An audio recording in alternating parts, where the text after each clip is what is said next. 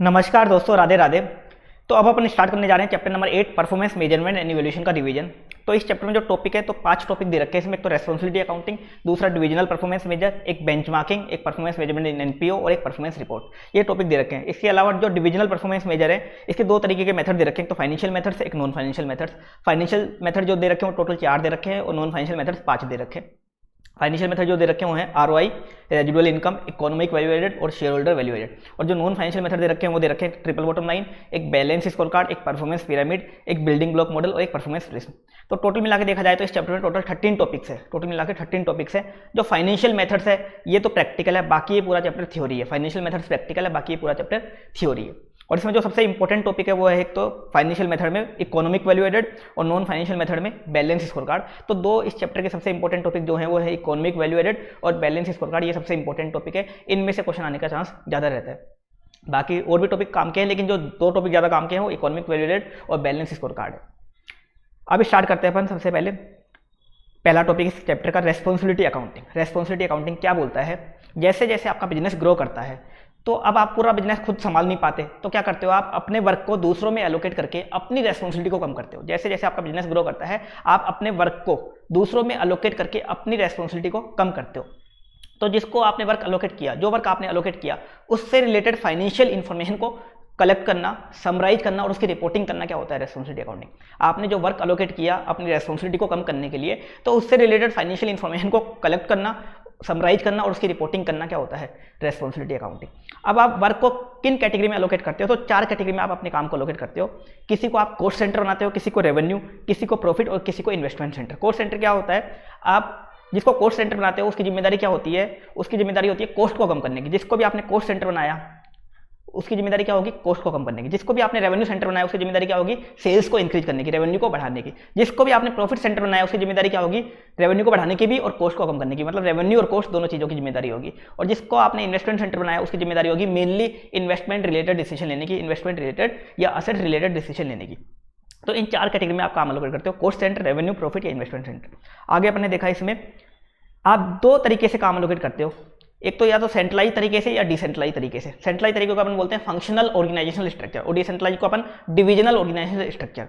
Functional organisational structure अपन तब follow करते हैं जब आपका कंपनी का बिजनेस छोटा है, मतलब ज़्यादा बड़ी कंपनी नहीं है, छोटी कंपनी है, तो अपन फंक्शंस के बेस पे काम को एलोकेट करते हैं। फंक्शंस के बेस पे, डिवीजन के बेस पे नहीं करते। अगर कंपनी का मान लो सिंगल डिवीजन है और कंपनी का छोटा ही बिजनेस है तो अपन फंक्शन के बेस पे क्या करते हैं, काम को एलोकेट करते हैं। कैसे एलोकेट करते हैं, कंपनी का एक चेयरमैन होता है, सीईओ होता है, कंपनी का मालिक होता है। तो मालिक क्या करता है, खुद के पास रखता है इन्वेस्टमेंट और प्रॉफिट सेंटर। खुद इन्वेस्टमेंट डिसीजन वो खुद लेता है और प्रॉफिट रिगार्डिंग डिसीजन भी कौन लेता है, मालिक खुद लेता है। और उसके नीचे कौन काम करते हैं, वो एक प्रोडक्शन मैनेजर हायर कर लेता है, एक मार्केटिंग मैनेजर हायर कर लेता है, एक परचेज मैनेजर कर लिया, एक आर&डी मैनेजर। आपने भी काफी सारी ऑडिट करी होंगी, आपने भी देखा होगा जो कंपनीज होती है उनमें प्रोडक्शन मैनेजर होता है, मार्केटिंग मैनेजर होता है, आर&डी मैनेजर होता है, परचेज मैनेजर होता है। तो वो अपने नीचे इन लोगों को हायर कर लेता है। प्रोडक्शन मैनेजर को वो प्रोडक्शन वगैरह की जिम्मेदारी दे देता है। इसको क्या बनाता है प्रोडक्शन मैनेजर, बताओ क्या बनेगा, कॉस्ट सेंटर बनेगा। इसकी जिम्मेदारी क्या होगी, कॉस्ट को कम करने की। मार्केटिंग की मैनेजर की जिम्मेदारी क्या होगी, रेवेन्यू को बढ़ाने की, तो ये क्या बन जाएगा, रेवेन्यू सेंटर।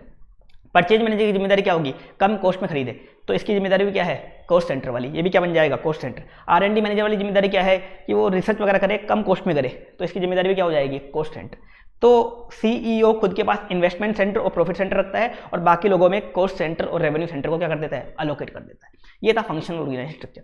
अब दूसरा है डिविजनल ऑर्गेनाइजेशनल स्ट्रक्चर। अगर बड़ी बड़ी कंपनीज है, जैसे मान लो रिलायंस है, रिलायंस का एक डिवीजन है पेट्रोलियम डिवीजन, मान लो रिलायंस का एक टेलीकॉम डिवीजन है, रिलायंस का एक मान लो कपड़ों का डिवीजन है, रिलायंस का एक इलेक्ट्रॉनिक्स का डिवीजन है, ऐसे रिलायंस का डिवीजन है। तो पहले वो डिवीजन मैनेजर हायर करेगी, हर डिवीजन का एक अलग मैनेजर हायर करेगी और उनको क्या बना देगी, रिलायंस प्रॉफिट सेंटर। रिलायंस का चेयरमैन मुकेश अंबानी, वो खुद के पास क्या रखेगा, इन्वेस्टमेंट सेंटर, मतलब वो इन्वेस्टमेंट रिगार्डिंग डिसीजन वो खुद लेगा मुकेश अंबानी, और उसके नीचे वो हर डिवीजन का एक मैनेजर हायर कर देगा। वो क्या बन जाएंगे, डिवीजन मैनेजर, प्रॉफिट सेंटर, वो बन जाएंगे प्रॉफिट सेंटर। अब उन डिवीजन के नीचे जो फंक्शनल मैनेजर्स होते हैं, जैसे हर डिवीजन का एक प्रोडक्शन मैनेजर होगा, हर डिवीजन का एक मार्केटिंग मैनेजर होगा, हर डिवीजन का एक परचेज मैनेजर होगा और हर डिवीजन का एक आर&डी मैनेजर होगा। हर डिवीजन का अलग अलग प्रोडक्शन मैनेजर होगा, हर डिवीजन का अलग अलग मार्केटिंग मैनेजर होगा, जो क्या बनेंगे, या तो कॉस्ट सेंटर या रेवेन्यू सेंटर। जैसे ये बन रहे थे ना फंक्शनल वाले में, सेम वैसे के वैसे क्या बन जाएंगे, कॉस्ट सेंटर और रेवेन्यू सेंटर। और जो मुकेश अंबानी है, जो मालिक का कंपनी का, वो खुद के पास क्या रखेगा, इन्वेस्टमेंट सेंटर, और उसके नीचे क्या कर देगा, डिविजन्स को प्रॉफिट सेंटर बना देगा। इस तरह से वो काम एलोकेट कर देगा। अगर बड़ी कंपनी है, डिवीजन के बेस पे, पहले डिवीजन में और डिवीजन के बाद किस में एलोकेट कर देगा, डिवीजन के बाद डिवीजन के बाद फंक्शंस के बेस पे। और इसी केस में क्या लगती है, ट्रांसफर प्राइसिंग। अगर कंपनी के डिवीजन्स हैं और प्रॉफिट वगैरह पे ट्रांसफर होता है तो क्या लगती है, ट्रांसफर प्राइसिंग। ये अपने देखा रेस्पॉन्सिबिलिटी अकाउंटिंग, ज़्यादा काम का टॉपिक नहीं था, ये बता रहा था काम को कैसे एलोकेट किया जाता है, रेस्पॉन्सिबिलिटी को कैसे कम किया जाता है दूसरे में काम एलोकेट करके, ये अपने देख लिया। अब अगला जो सबसे इंपॉर्टेंट टॉपिक था इस चैप्टर का वो है डिविजनल परफॉर्मेंस मेजर्स। जो डिवीजन है कंपनी के उनकी परफॉर्मेंस को आप मेजर कैसे करोगे, उसके मेथड दे रखे हैं। जो मेथड दे रखे हैं मेनली तो किस में काम आएंगे, डिवीजन्स की परफॉर्मेंस को मेजर करने में। वैसे इन मेथड से आप कंपनी की परफॉर्मेंस को भी मेजर कर सकते हो, कंपनी के एम्प्लॉय की परफॉर्मेंस को भी मेजर कर सकते हो, लेकिन जो क्वेश्चन आएंगे ज़्यादातर वो मेनली किसकी परफॉर्मेंस को मेजर करवाएंगे आपसे, डिवीजन्स की परफॉर्मेंस को, क्योंकि इनका नाम क्या दे रखा है, डिविजनल परफॉर्मेंस मेजर। आपको किसकी परफॉर्मेंस मेजर करनी है, जो बड़ी बड़ी कंपनीज है उनके डिवीजन्स है, डिवीजन्स की परफॉर्मेंस अपन को यहाँ मेजर करनी है। हो सकता है कि क्वेश्चन कंपनी का भी आ जाए, पूरी कंपनी का, हो सकता है कंपनी के एम्प्लॉयज का भी आ जाए, लेकिन मेनली अपन किस में काम लेंगे इनको, डिवीजन की परफॉर्मेंस को मेजर करने में। जो अपने यहाँ डिवीजन देखे थे ना, divisional organisation structure, X division, Y division, Z division, इनकी परफॉर्मेंस को अपन मेजर करेंगे फाइनेंशियल में, फाइनेंशियल और नॉन फाइनेंशियल दोनों में। तो सबसे पहले फाइनेंशियल मेजर देखते हैं अपन। फाइनेंशियल मेजर मतलब जिसमें अपन फिगर्स में निकालेंगे, फाइनेंशियल प्रॉफिट वगैरह निकालेंगे या आरओआई वगैरह निकालेंगे। तो फाइनेंशियल अपन परफॉर्मेंस को कैसे मेजर करेंगे, फाइनेंशियल अपन परफॉर्मेंस को कैसे मेजर करेंगे, 4 मेथड दे रखे हैं। पहला मेथड दे रखा है आरओआई निकालना, return on investment, ROI. ROI होता क्या है, डिवीजन, कंपनी के डिवीजन ने जितना इन्वेस्टमेंट लगा रखा है उसके बदले में जितना प्रॉफिट जनरेट हुआ उसको परसेंटेज में दिखाना क्या होता है, आरओआई। जैसे मान लो कंपनी के डिवीजन ने 5 करोड़ रुपए का इन्वेस्टमेंट लगा रखा है, उसके बदले में 50 लाख रुपए का प्रॉफिट जनरेट हुआ उस डिवीजन का, तो 50 लाख डिवाइड बाई 5 करोड़ कितना हो गया, 10%। 10% क्या हो गया, आरओआई। तो डिवीजन ने जो आरओआई डिवीजन ने जो प्रॉफिट जनरेट किया उसको परसेंटेज में दिखाना, किसके बदले में, इन्वेस्टमेंट के बदले में, तो वो होता है आरओआई। आरओआई निकलता है कैसे डिवीजन का आरओआई कैसे निकलता है, अपन लेते हैं कंट्रोलेबल प्रॉफिट ऑफ डिवीजन। क्या लेते हैं, डिवीजन का कंट्रोलेबल प्रॉफिट लेते हैं और डिवाइड किससे करते हैं, नेट एसेट्स, इन्वेस्टमेंट या कैपिटल एम्प्लॉयड, नेट एसेट्स या इन्वेस्टमेंट या कैपिटल एम्प्लॉयड, वो भी किसकी लेते हैं, डिवीजन की। और कैपिटल एम्प्लॉयड कौन सी लेते हैं, हमेशा ओपनिंग, क्लोजिंग मत लेना ना, एवरेज लेना, कौन सी लेना है यहाँ पे, हमेशा ओपनिंग। आप एसएफए में कुछ भी लेते हो, यहाँ क्या लेनी है आपको, ओपनिंग कैपिटल एम्प्लॉयड। क्योंकि कॉस्टिंग वाले जो एससीएमपी में जिन्होंने आरओआई वगैरह मेथड बनाए थे उनका मानना था कि रिटर्न आने में कम से कम 1 साल तो लगती है, तो इसलिए अपन हमेशा कौन सी लेते हैं, ओपनिंग कैपिटल एम्प्लॉयड इनटू 100 करके अपन आरओआई निकालेंगे। अब कंट्रोलेबल प्रॉफिट ऑफ डिवीजन क्या है, ऐसा प्रॉफिट जो डिवीजन मैनेजर के कंट्रोल में है, ऐसा प्रॉफिट जो डिवीजन मैनेजर के कंट्रोल में है, मतलब डिवीजन का प्रॉफिट, मतलब अपन डिवीजन की सेल्स लेंगे, डिवीजन की कॉस्ट लेस करेंगे और डिवीजन का प्रॉफिट आ जाएगा। अपन हेड ऑफिस कॉस्ट वगैरह इग्नोर कर देंगे, head office cost division manager के कंट्रोल में नहीं होती, वो हेड ऑफिस के रिगार्डिंग होती है, तो उनको अपन क्या कर देंगे, इग्नोर कर देंगे।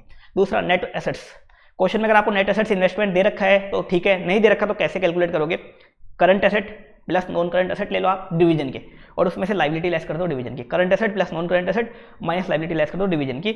लेकिन हेड ऑफिस के एसेट और लाइबिलिटीज मत ले लेना, ओनली डिवीजन के लेने हैं। भी प्रॉफिट भी डिवीजन का लेना है और नेट एसेट भी किसके लेना है, आपको डिवीजन के। ये आपकी आ जाएगी डिवीजन की आरओआई आ जाएगी।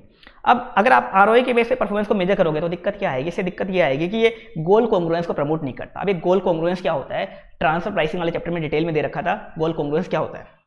गोल कॉन्ग्रुएंस मतलब अपन जो डिसीजन लेंगे उससे कंपनी को 1 रुपए का भी नुकसान होना चाहिए, सभी का भला हो जाए, लेकिन अपन जो डिसीजन लेंगे उससे कंपनी को 1 रुपए का भी नुकसान नहीं होना चाहिए, कंपनी को 1 रुपए का भी नुकसान नहीं होना चाहिए, कंपनी के बेस्ट इंटरेस्ट में अपन को डिसीजन लेना है, वो होता है गोल कॉन्ग्रुएंस। कंपनी को 1 रुपए का भी नुकसान नहीं होना चाहिए, कंपनी के बेस्ट इंटरेस्ट में अपन को डिसीजन लेना है, ये होता है गोल कॉन्ग्रुएंस।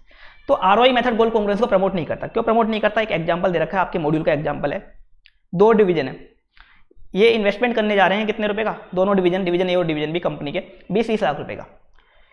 इससे जो कंट्रोलेबल प्रॉफिट होगा इनको, डिवीजन ए को 2 लाख रुपए का होगा और डिवीजन बी को होगा 1,40,000 रुपए का।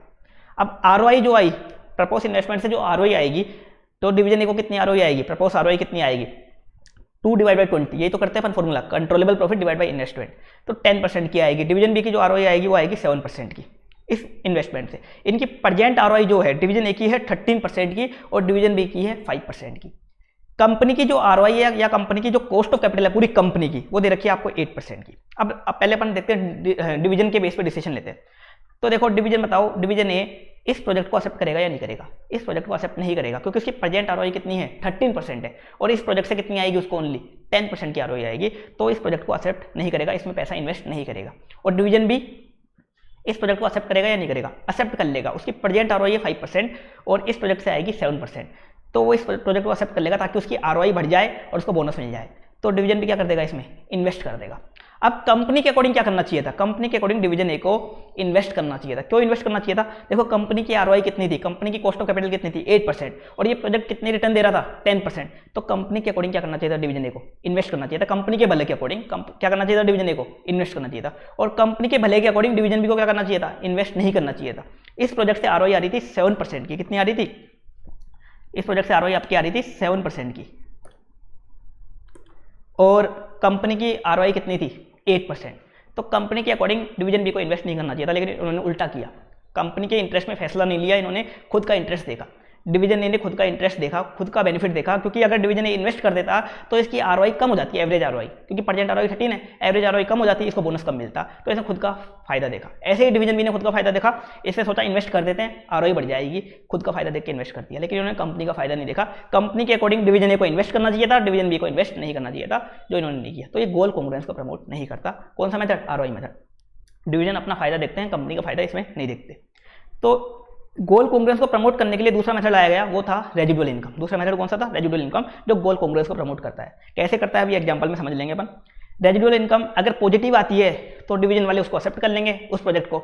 अगर रेजिडुअल इनकम किसी प्रोजेक्ट की नेगेटिव आती है तो डिवीजन वाले उस प्रोजेक्ट को क्या कर देंगे, रिजेक्ट कर देंगे। अब रेजिडुअल इनकम निकलती कैसे है, अपन लेते हैं कंट्रोलेबल प्रॉफिट ऑफ डिवीजन। क्या लेते हैं, कंट्रोलेबल प्रॉफिट ऑफ डिवीजन। इसमें से लेस करते हैं overall cost of capital of company, company की overall cost of capital into propose investment of division, company की overall cost of capital into propose investment. Division जितना इन्वेस्टमेंट करने जा रहा है उसको इनटू कर देते हैं कंपनी की ओवरऑल कॉस्ट ऑफ कैपिटल से, और कंट्रोलेबल प्रॉफिट में से ये लेस कर देते हैं। अगर पॉजिटिव आता है तो डिवीजन वाला एक्सेप्ट करता है, नेगेटिव आती है तो रिजेक्ट कर देता है। अब ये गोल कॉन्ग्रुएंस को कैसे प्रमोट करता है, सेम एग्जांपल लेते हैं। प्रपोज इन्वेस्टमेंट कितना था, 20-20 लाख का था, सेम एग्जांपल। कंट्रोलेबल प्रॉफिट कितना था, 2 लाख और 1,40,000। Overall cost of capital company की कितनी है, 8% है। अब अपन रेजिडुअल इनकम निकाले थे डिवीजन ए और डिवीजन बी की, कितनी आएगी इस प्रोजेक्ट से। तो फॉर्मूला क्या था, propose investment controllable profit minus overall cost of capital of company into propose investment. Controllable profit ये हो गया 2 लाख रुपए का, ये हो गया ओवरऑल कॉस्ट ऑफ कैपिटल, ये हो गया प्रपोज इन्वेस्टमेंट। तो इससे आपकी रेजिडुअल इनकम कितनी है, 40,000 रुपए की डिवीजन ए की। पॉजिटिव आई, डिवीजन ए क्या कर लेगा, एक्सेप्ट कर लेगा, डिवीजन ए एक्सेप्ट कर लेगा। कंपनी भी क्या चाहती थी, एक्सेप्ट करे। देखो कंपनी क्या चाहती थी ऊपर वाले एग्जांपल में, इन्वेस्ट करे, मतलब एक्सेप्ट करे। तो डिवीजन ए क्या कर लेगा, इस प्रोजेक्ट को एक्सेप्ट कर लेगा, पैसा इन्वेस्ट कर देगा। अब डिवीजन बी का जो रेजिडुअल इनकम आई वो कितनी आई, 20,000 नेगेटिव आई। नेगेटिव आ गई तो मान लो डिवीजन बी वाला क्या कर देगा, नेगेटिव आ गई तो डिवीजन बी वाला क्या कर देगा, रिजेक्ट कर देगा। तो कंपनी भी क्या चाहती थी, वो रिजेक्ट कर दे, वो इन्वेस्ट ना करे। कंपनी यही तो चाहती थी, ऊपर एग्जाम्पल किया था अपन ने कि इन्वेस्ट ना करे, रिजेक्ट कर दे, और ये का ये हो जाएगा। तो रेजिडुअल इनकम क्या करता है, गोल कॉन्ग्रुएंस को प्रमोट करता है। जो कंपनी चाहती है वो डिवीजन करते हैं, और आरओआई में क्या होता है, जो कंपनी चाहती है वो डिवीजन नहीं करते, डिवीजन अपना फायदा देखते हैं। यहाँ पे जो कंपनी चाहती है वो डिवीजन करते हैं। ये होती है रेजिडुअल इनकम। अब रेजिडुअल इनकम का भी एक डिसएडवांटेज है। डिसएडवांटेज क्या है, ये एब्सोल्यूट मेजर है। एब्सोल्यूट मेजर मतलब ये अमाउंट में आता है, अमाउंट में आता है। तो इस चक्कर में दिक्कत क्या आती है, अगर 2 डिवीजन है कंपनी के, दोनों डिफरेंट साइज के, एक काफी बड़ा डिवीजन है, एक काफी छोटा डिवीजन, उनको आप कंपेयर नहीं कर सकते। मान लो एक डिवीजन ने 5 करोड़ रुपए का इन्वेस्टमेंट किया, एक ने 5 लाख का इन्वेस्टमेंट किया, आप उनको कंपेयर नहीं कर सकते, उनकी परफॉर्मेंस को कंपेयर नहीं कर सकते। कैसे नहीं कर सकते, इसका एक एग्जाम्पल दे रखा है, डिवीजन एक्स और डिवीजन वाई। डिवीजन एक्स ने 1 लाख रुपए का इन्वेस्टमेंट किया और रेजिडुअल इनकम आएगी 20,000 की। डिवीजन वाई ने 1 करोड़ रुपए का इन्वेस्टमेंट किया और रेजिडुअल इनकम कितनी आ रही है, 4 लाख की। आपको लग रहा होगा डिवीजन वाई ने 4 लाख रुपए कमाए, डिवीजन वाई की परफॉर्मेंस अच्छी है, डिवीजन वाई की परफॉर्मेंस अच्छी है।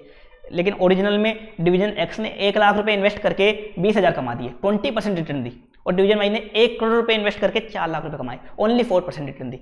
डिवीजन एक्स ने डिवीजन वाई से 5 गुना ज़्यादा, 5 टाइम्स ज़्यादा रिटर्न दी। तो किसकी परफॉर्मेंस अच्छी है वैसे, डिवीजन एक्स की। लेकिन रेजिडुअल इनकम देख के क्या लगता है, डिवीजन वाई की रिटर्न क्या बोलते हैं, डिवीजन वाई की परफॉर्मेंस अच्छी है, क्योंकि इससे 4 लाख रुपए की रिटर्न दी है। तो रेजिडुअल इनकम के बेस पे अपन अगर कंपेयर करेंगे 2 डिवीजन को जिनकी साइज बिल्कुल अलग है, तो कंपेरिजन गलत हो जाएगा, तो अपन कंपेयर नहीं करते। ये इसकी दिक्कत है, क्योंकि ये एब्सोल्यूट टर्म्स में आता है, मतलब फिगर्स में आता है, अमाउंट में आता है, इस कारण अपन कंपेरिजन नहीं कर सकते। इसके बाद तीसरा जो सबसे इंपॉर्टेंट मेथड था वो था इकोनॉमिक वैल्यू एडेड। अब इकोनॉमिक वैल्यू एडेड क्यों आया, जो अपने 2 मेथड देखे ना, रेजिडुअल इनकम, आरओआई, इनके अपने अपने लिमिटेशन थे, और 1-2 दिक्कतें और थी इनमें। एक तो ये टैक्स, एक तो क्या बोलते हैं कॉस्ट ऑफ इक्विटी, जो कॉस्ट ऑफ इक्विटी होती है उसको ये कवर नहीं करते थे। अपने कहीं पे देखिए कि इनमें कॉस्ट ऑफ इक्विटी वगैरह अपन लेस करते हैं, इक्विटी की कॉस्ट, इक्विटी की भी कॉस्ट होती है इक्विटी शेयर होल्डर्स की, तो ये कॉस्ट ऑफ इक्विटी को कवर नहीं करते। दूसरी दिक्कत क्या थी, इसमें जो प्रॉफिट लेते हैं अपन वो कौन सा लेते हैं, कंट्रोलेबल प्रॉफिट। कंट्रोलेबल प्रॉफिट भी कौन सा लेते हैं, अकाउंटिंग प्रॉफिट, जो डिवीजन का अकाउंटिंग प्रॉफिट आ रहा है। अब जो कंट्रोलेबल प्रॉफिट होता है डिवीजन मैनेजर का, उसको मैनिपुलेट किया जा सकता है, डिवीजन वाले उसको बढ़ा के बता सकते हैं, ताकि उनकी आरओआई अच्छी आए या उनकी रेजिडुअल इनकम ज़्यादा आए। तो कंट्रोलेबल प्रॉफिट को वो बढ़ा के बता सकते हैं। कंट्रोलेबल प्रॉफिट को बढ़ा के बता सकते हैं, उसको मैनिपुलेट किया जा सकता है। तो उन दोनों लिमिटेशन को दूर करने के लिए कौन सा मेथड आया, ईवीए। एक तो मैनिपुलेट किया जा सकता है कंट्रोलेबल प्रॉफिट को, दूसरा तरीका क्या था, दूसरा है कि वो कॉस्ट ऑफ इक्विटी को कवर नहीं करते। तो इकोनॉमिक वैल्यू एडेड क्या करता है, ये कंट्रोलेबल प्रॉफिट नहीं लेता, ये अलग चीज लेता है। ईवीए कैसे निकालते हैं, इसमें अपन स्टार्ट करते हैं प्रॉफिट अवेलेबल फॉर डेप्ट एंड इक्विटी। डेप्ट और इक्विटी के लिए जो प्रॉफिट अवेलेबल था उसमें से लेस करते थे चार्ज ऑन कैपिटल, डेप्ट और इक्विटी की कॉस्ट। डेप्ट और इक्विटी के प्रॉफिट में से क्या लेस कर देते हैं, डेप्ट और इक्विटी की कॉस्ट कितनी आई, इससे पता चल जाता है एक्स्ट्रा वैल्यू एडिशन कितना किया आपने। डेप्ट और इक्विटी के लिए मान लो प्रॉफिट अवेलेबल था 5 करोड़ रुपए का, और डेप्ट और इक्विटी की दोनों की मिला के कॉस्ट थी 2 करोड़ रुपए की, तो 3 करोड़ रुपए का आपने क्या किया, एक्स्ट्रा वैल्यू एडिशन किया। ये होता है इकोनॉमिक वैल्यू एडेड। अब प्रॉफिट अवेलेबल फॉर डेप्ट एंड इक्विटी क्या होता है, NOPAT, net operating profit after tax, net operating profit after tax. और चार्ज ऑन कैपिटल क्या होता है, WACC into capital employed. WACC मतलब weighted average cost of capital into capital employed. अब इनको समझते हैं। सबसे पहले नोपैट नोपैट क्या होता है, net operating profit after tax. कैसे निकलता है, इंस्टीट्यूट जो फॉर्मेट यूज करता है वो बता रहा हूँ पहले मैं आपको। सबसे पहले अपन स्टार्ट करते हैं operating profit before interest and tax. Upon start करते हैं ऑपरेटिंग प्रॉफिट, जो एक्स्ट्रा ऑर्डिनरी आइटम्स हुए हैं, मतलब आग वगैरह लग गई या एक्स्ट्रा ऑर्डिनरी इनकम हो गई, वो अपन नहीं लेते, ऑपरेटिंग प्रॉफिट लेते हैं before interest and tax. Operating profit लेते हैं बिफोर इंटरेस्ट एंड टैक्स। इसमें से अपन लेस कर देते हैं इंटरेस्ट, आपका आ जाता है प्रॉफिट बिफोर टैक्स। कौन सा आता है, ऑपरेटिंग आता है ये भी। इंटरेस्ट लेस कर दिया, टैक्स लेस कर दिया, प्रॉफिट आफ्टर टैक्स आ जाता है, ये भी ऑपरेटिंग प्रॉफिट आफ्टर टैक्स आ जाता है। और इसमें अपन ऐड कर देते हैं interest net of tax, interest add कर देते हैं नेट ऑफ टैक्स, ये आपका आ जाता है नोपैट। प्रॉफिट आफ्टर टैक्स में क्या ऐड कर देते हैं अपन, interest net of tax add कर देते हैं, ये आपका आ जाता है नोपैट। तो नोपैट क्या होता है, profit after tax plus interest net of tax, profit after tax plus interest net of tax. अब मैं देखो नोपैट का एक अल्टरनेट फॉर्मूला जनरेट करता हूँ। प्रॉफिट आफ्टर टैक्स का मतलब क्या है, PBT 1 - T, PBT 1 - T आपने पढ़ रखा है, और इंटरेस्ट 1 - T, 1 - T मैंने कॉमन ले लिया, PBT plus interest, PBT plus interest मतलब क्या होगा, PBIT या OPBIT। तो नोपैट का अल्टरनेट फॉर्मूला क्या है, OPBIT में से आप डायरेक्टली क्या लेस कर दो, टैक्स, OPBIT में से डायरेक्टली टैक्स लेस कर दो, आ जाएगा नोपैट। लेकिन इंस्टीट्यूट ये तरीका यूज नहीं करता, इंस्टीट्यूट यही फॉर्मेट यूज करता है। आपको भी ये फॉर्मेट यूज करना है, ये अल्टरनेट तरीका यूज नहीं करना। हाँ, आपके पास टाइम कम हो तो यूज कर सकते हो, बाकी इंस्टीट्यूट तो ये वाला फॉर्मूला यूज करता है। तो डायरेक्ट तरीका क्या है, OPBIT में से डायरेक्टली आप क्या लेस कर दो, टैक्स लेस कर दो, आपका नोपैट आएगा। और सेम आएगा नोपैट, अलग नहीं आएगा, सेम ही आएगा। ये आ जाएगा आपका नोपैट, OPBIT 1 - T। अब weighted average cost of capital, ये कैसे निकालते हैं अपन, वेट ऑफ इक्विटी लेते हैं into cost of equity plus weight of डेब्ट इनटू कॉस्ट ऑफ डेब्ट, ये अपन करते हैं। वेट ऑफ इक्विटी में क्या लेते हैं, share capital plus reserves and surplus, क्या लेते हैं, share capital plus reserves and surplus. Reserves and surplus भी इक्विटी का पार्ट होते हैं। डिवाइड कर देते हैं share capital plus reserves and surplus plus long term डेब्ट, इससे अपन डिवाइड कर देते हैं, ये आपका आ जाता है वेट ऑफ इक्विटी। और डेप्ट कौन सी लेते हैं, ओनली लॉन्ग टर्म डेप्ट लेते हैं, शॉर्ट टर्म डेप्ट नहीं लेते, ट्रेड पेबल वगैरह मत ले लेना, ओनली लॉन्ग टर्म डेप्ट अपन लेते हैं। केई क्या होती है, cost of equity, cost of equity हमेशा पोस्ट टैक्स होती है, तो केई अपन ले लेते हैं cost of equity plus WD, ये होती है वेट ऑफ डेप्ट। कैसे लेते हैं, long term dept divide by share capital plus reserves and surplus plus long term dept. KD क्या होती है, पोस्ट टैक्स कॉस्ट ऑफ डेप्ट, ये प्री टैक्स कॉस्ट ऑफ डेप्ट नहीं होती है, कौन सी होती है, पोस्ट टैक्स कॉस्ट ऑफ डेप्ट। ये हमेशा कौन सी लेनी है, पोस्ट टैक्स कॉस्ट ऑफ डेप्ट। तो क्वेश्चन में जो भी KD दे रखी है उसको एक बार चेक कर लेना, वो प्री टैक्स दे रखी है, पोस्ट टैक्स दे रखी है। प्री टैक्स दे रखी है तो आपको कन्वर्ट करना पड़ेगा पोस्ट टैक्स में। कैसे कन्वर्ट करना पड़ेगा, interest rate 1 - tax, interest rate जो भी डेप्ट की दे रखी है उसको 1 - टैक्स कर देना, वो पोस्ट टैक्स बन जाएगी। और अगर पोस्ट टैक्स दे रखी है तो उसको ऐसे का ऐसा यूज कर लेना। ये हो गया WACC, weighted average cost of capital, काफी सारी आपने निकाली है, काफी बार निकाली है आपने CA इंटर में। अब CE capital employed, capital employed हमेशा कौन सी लेनी है आपको, ओपनिंग कैपिटल एम्प्लॉयड।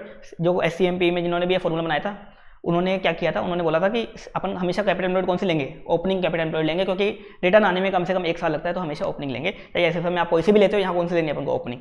अब ओपनिंग कैपिटल एम्प्लॉयड भी आपको नहीं दे रखी तो कैसे निकालोगे, opening share capital plus opening reserves and surplus plus opening long term डेप्ट, opening share capital plus opening reserves and surplus plus opening long term डेप्ट करके आप ओपनिंग कैपिटल एम्प्लॉयड निकाल सकते हो। अब देखो ये तो था सिंपल। अब मान लो कभी कभी क्वेश्चन में आपको एडजस्टमेंट दे रखे हैं, एडजस्टमेंट 3 तरह के दे रखे होंगे आपको, 3 तरह के एडजस्टमेंट होंगे। एक तो क्वेश्चन में आपको नॉन कैश आइटम दे रखे हैं जो P&L में डेबिट कर रखे हैं, नॉन कैश एक्सपेंस, जैसे प्रोविजन फॉर डाउटफुल डेब्ट या other non cash expense P&L में डेबिट कर रखे हैं। दूसरा deferred revenue expenditure, deferred revenue expenditure आप क्या होता है, आपको पता है कि जिस खर्चे का बेनिफिट आपको 1 से ज़्यादा साल में मिलता है, 5 साल में 6 साल में आपको बेनिफिट मिलता है, जिस खर्चे का बेनिफिट 1 से ज़्यादा साल के लिए मिलता है, वो होते हैं डेफर्ड रेवेन्यू एक्सपेंडिचर। पहले तो क्या होता था, डेफर्ड रेवेन्यू एक्सपेंडिचर को अपन बैलेंस शीट में दिखाते थे, अब क्या करते हैं, पूरा का पूरा राइट ऑफ कर देते हैं, पूरा का पूरा राइट ऑफ कर देते हैं P&L में। तो अगर आपने पूरा का पूरा deferred revenue expenditure right of कर रखा है, जैसे research and development, training, marketing वगैरह के खर्चे, ये क्या होते हैं, डेफर्ड रेवेन्यू एक्सपेंडिचर, रिसर्च के खर्चे, ट्रेनिंग, मार्केटिंग वगैरह।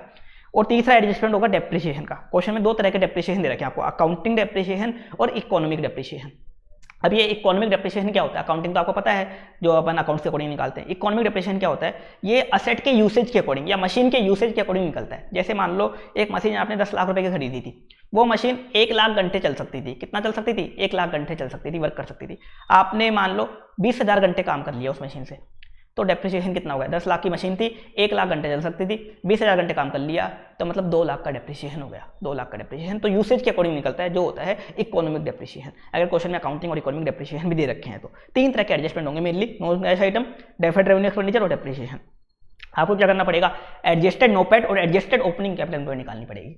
आपको कैसा निकालना पड़ेगा, एडजस्टेड नोपेट और adjusted opening capital employed. Adjusted NOPAT कैसे निकालोगे, फिक्स फॉर्मेट है इसका, जो इंस्टीट्यूट फॉलो करता है वो फॉर्मेट बताता हूँ, बाकी तो अलग अलग तरीके से निकाल सकते हैं, लेकिन इंस्टीट्यूट जो फॉलो करता है वो अपन देख रहे हैं। सबसे पहले वही ओपीबीआईटी लेना पड़ेगा, जो अपन ओपीबीआईटी लेते थे ऊपर। जो भी आपको नॉन कैश एक्सपेंस दे रखे हैं, नॉन कैश एक्सपेंस जो भी दे रखे हैं, सभी के सभी आप इसमें ऐड कर देना।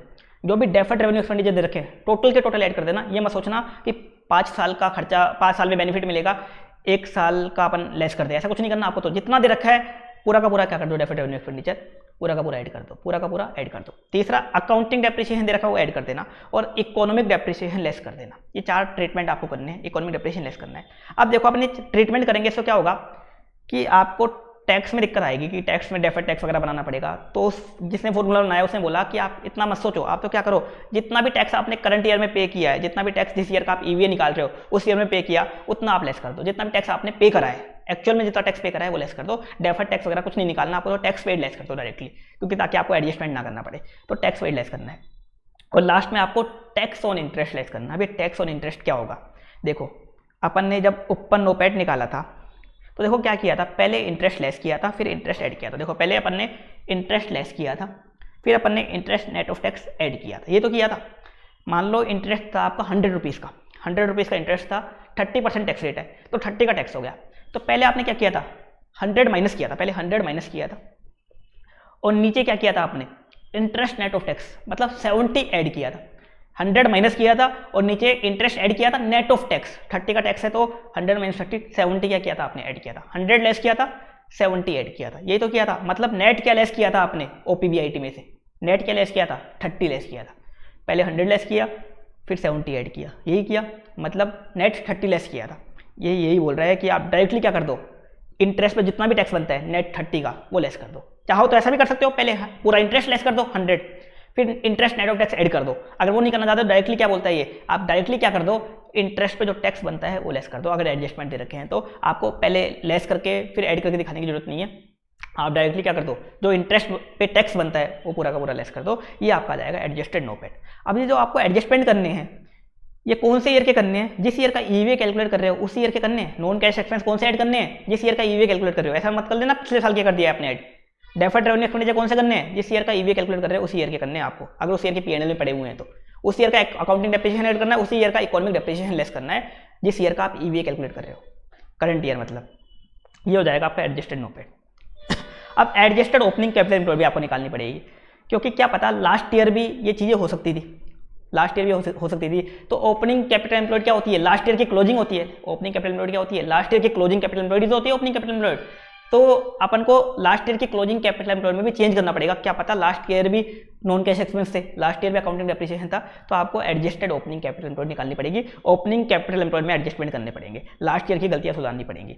तो ओपनिंग कैपिटल एम्प्लॉयड ले लिया, क्या ऐड कर दो इसमें, लास्ट ईयर के non cash expense. Last year के अगर कोई नॉन कैश एक्सपेंस है वो इसमें ऐड बैक कर दो, प्लस लास्ट ईयर के अगर डेफर्ड रेवेन्यू एक्सपेंडिचर थे लास्ट ईयर के वो इसमें ऐड कर दो, प्लस लास्ट ईयर का कोई अकाउंटिंग डेप्रिसिएशन क्वेश्चन में दे रखा है तो ऐड कर दो, लास्ट ईयर का इकोनॉमिक डेप्रिसिएशन लेस कर दो। ये आपकी आ जाएगी एडजस्टेड ओपनिंग कैपिटल एम्प्लॉयड। ये लास्ट ईयर का करना है यहाँ पे ट्रीटमेंट, करंट ईयर का मत कर देना, क्योंकि ओपनिंग कैपिटल एम्प्लॉयड क्या है, लास्ट ईयर की क्लोजिंग कैपिटल एम्प्लॉयड है, तो अपन को उसको भी ठीक करना पड़ेगा। उसके लिए अपनी एडजस्टमेंट कर रहे हैं। अगर दे रखा है क्वेश्चन में तो ही करना है एडलेस, नहीं दे रखा तो आपको कैलकुलेट करने की रिक्वायरमेंट नहीं है। ऐसा सोचो कि कैलकुलेट करना पड़ेगा, ऐसा नहीं करना। दे रखा है तो ठीक है, नहीं तो छोड़ दो।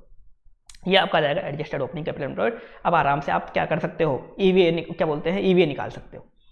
फॉर्मूले में वैल्यू डाल दो, फॉर्मूले में वैल्यू डाल दो इसमें, NOPAT minus WACC into capital employed, adjusted NOPAT minus WACC into adjusted opening capital employed, आपका आ जाएगा ईवीए। सबसे इंपॉर्टेंट टॉपिक है, इसको अच्छे से करके जाना। 3-4 क्वेश्चन दे रखे हैं, वो क्वेश्चन देख लेना इसके। अगला है शेयर होल्डर वैल्यू एडेड। ये क्या होता है, आपने क्या किया, फ्यूचर के ईवी एस्टिमेट करें, फ्यूचर के कितने कितने ईवी होंगे आपके वो एस्टिमेट किए और उन सबका पीवी कर दिया। ये क्या हो गया, share holder value added. Future के ईवी दे रखे हैं आपको, मान लो एस्टिमेट करे हुए, उनका पीवी करना क्या होता है, शेयर होल्डर वैल्यू एडेड, बिल्कुल काम का नहीं है ये था चौथा मेजर। ये 4 मेजर थे, ये क्या थे, फाइनेंशियल मेजर। अब देखते हैं अपन नॉन फाइनेंशियल मेजर।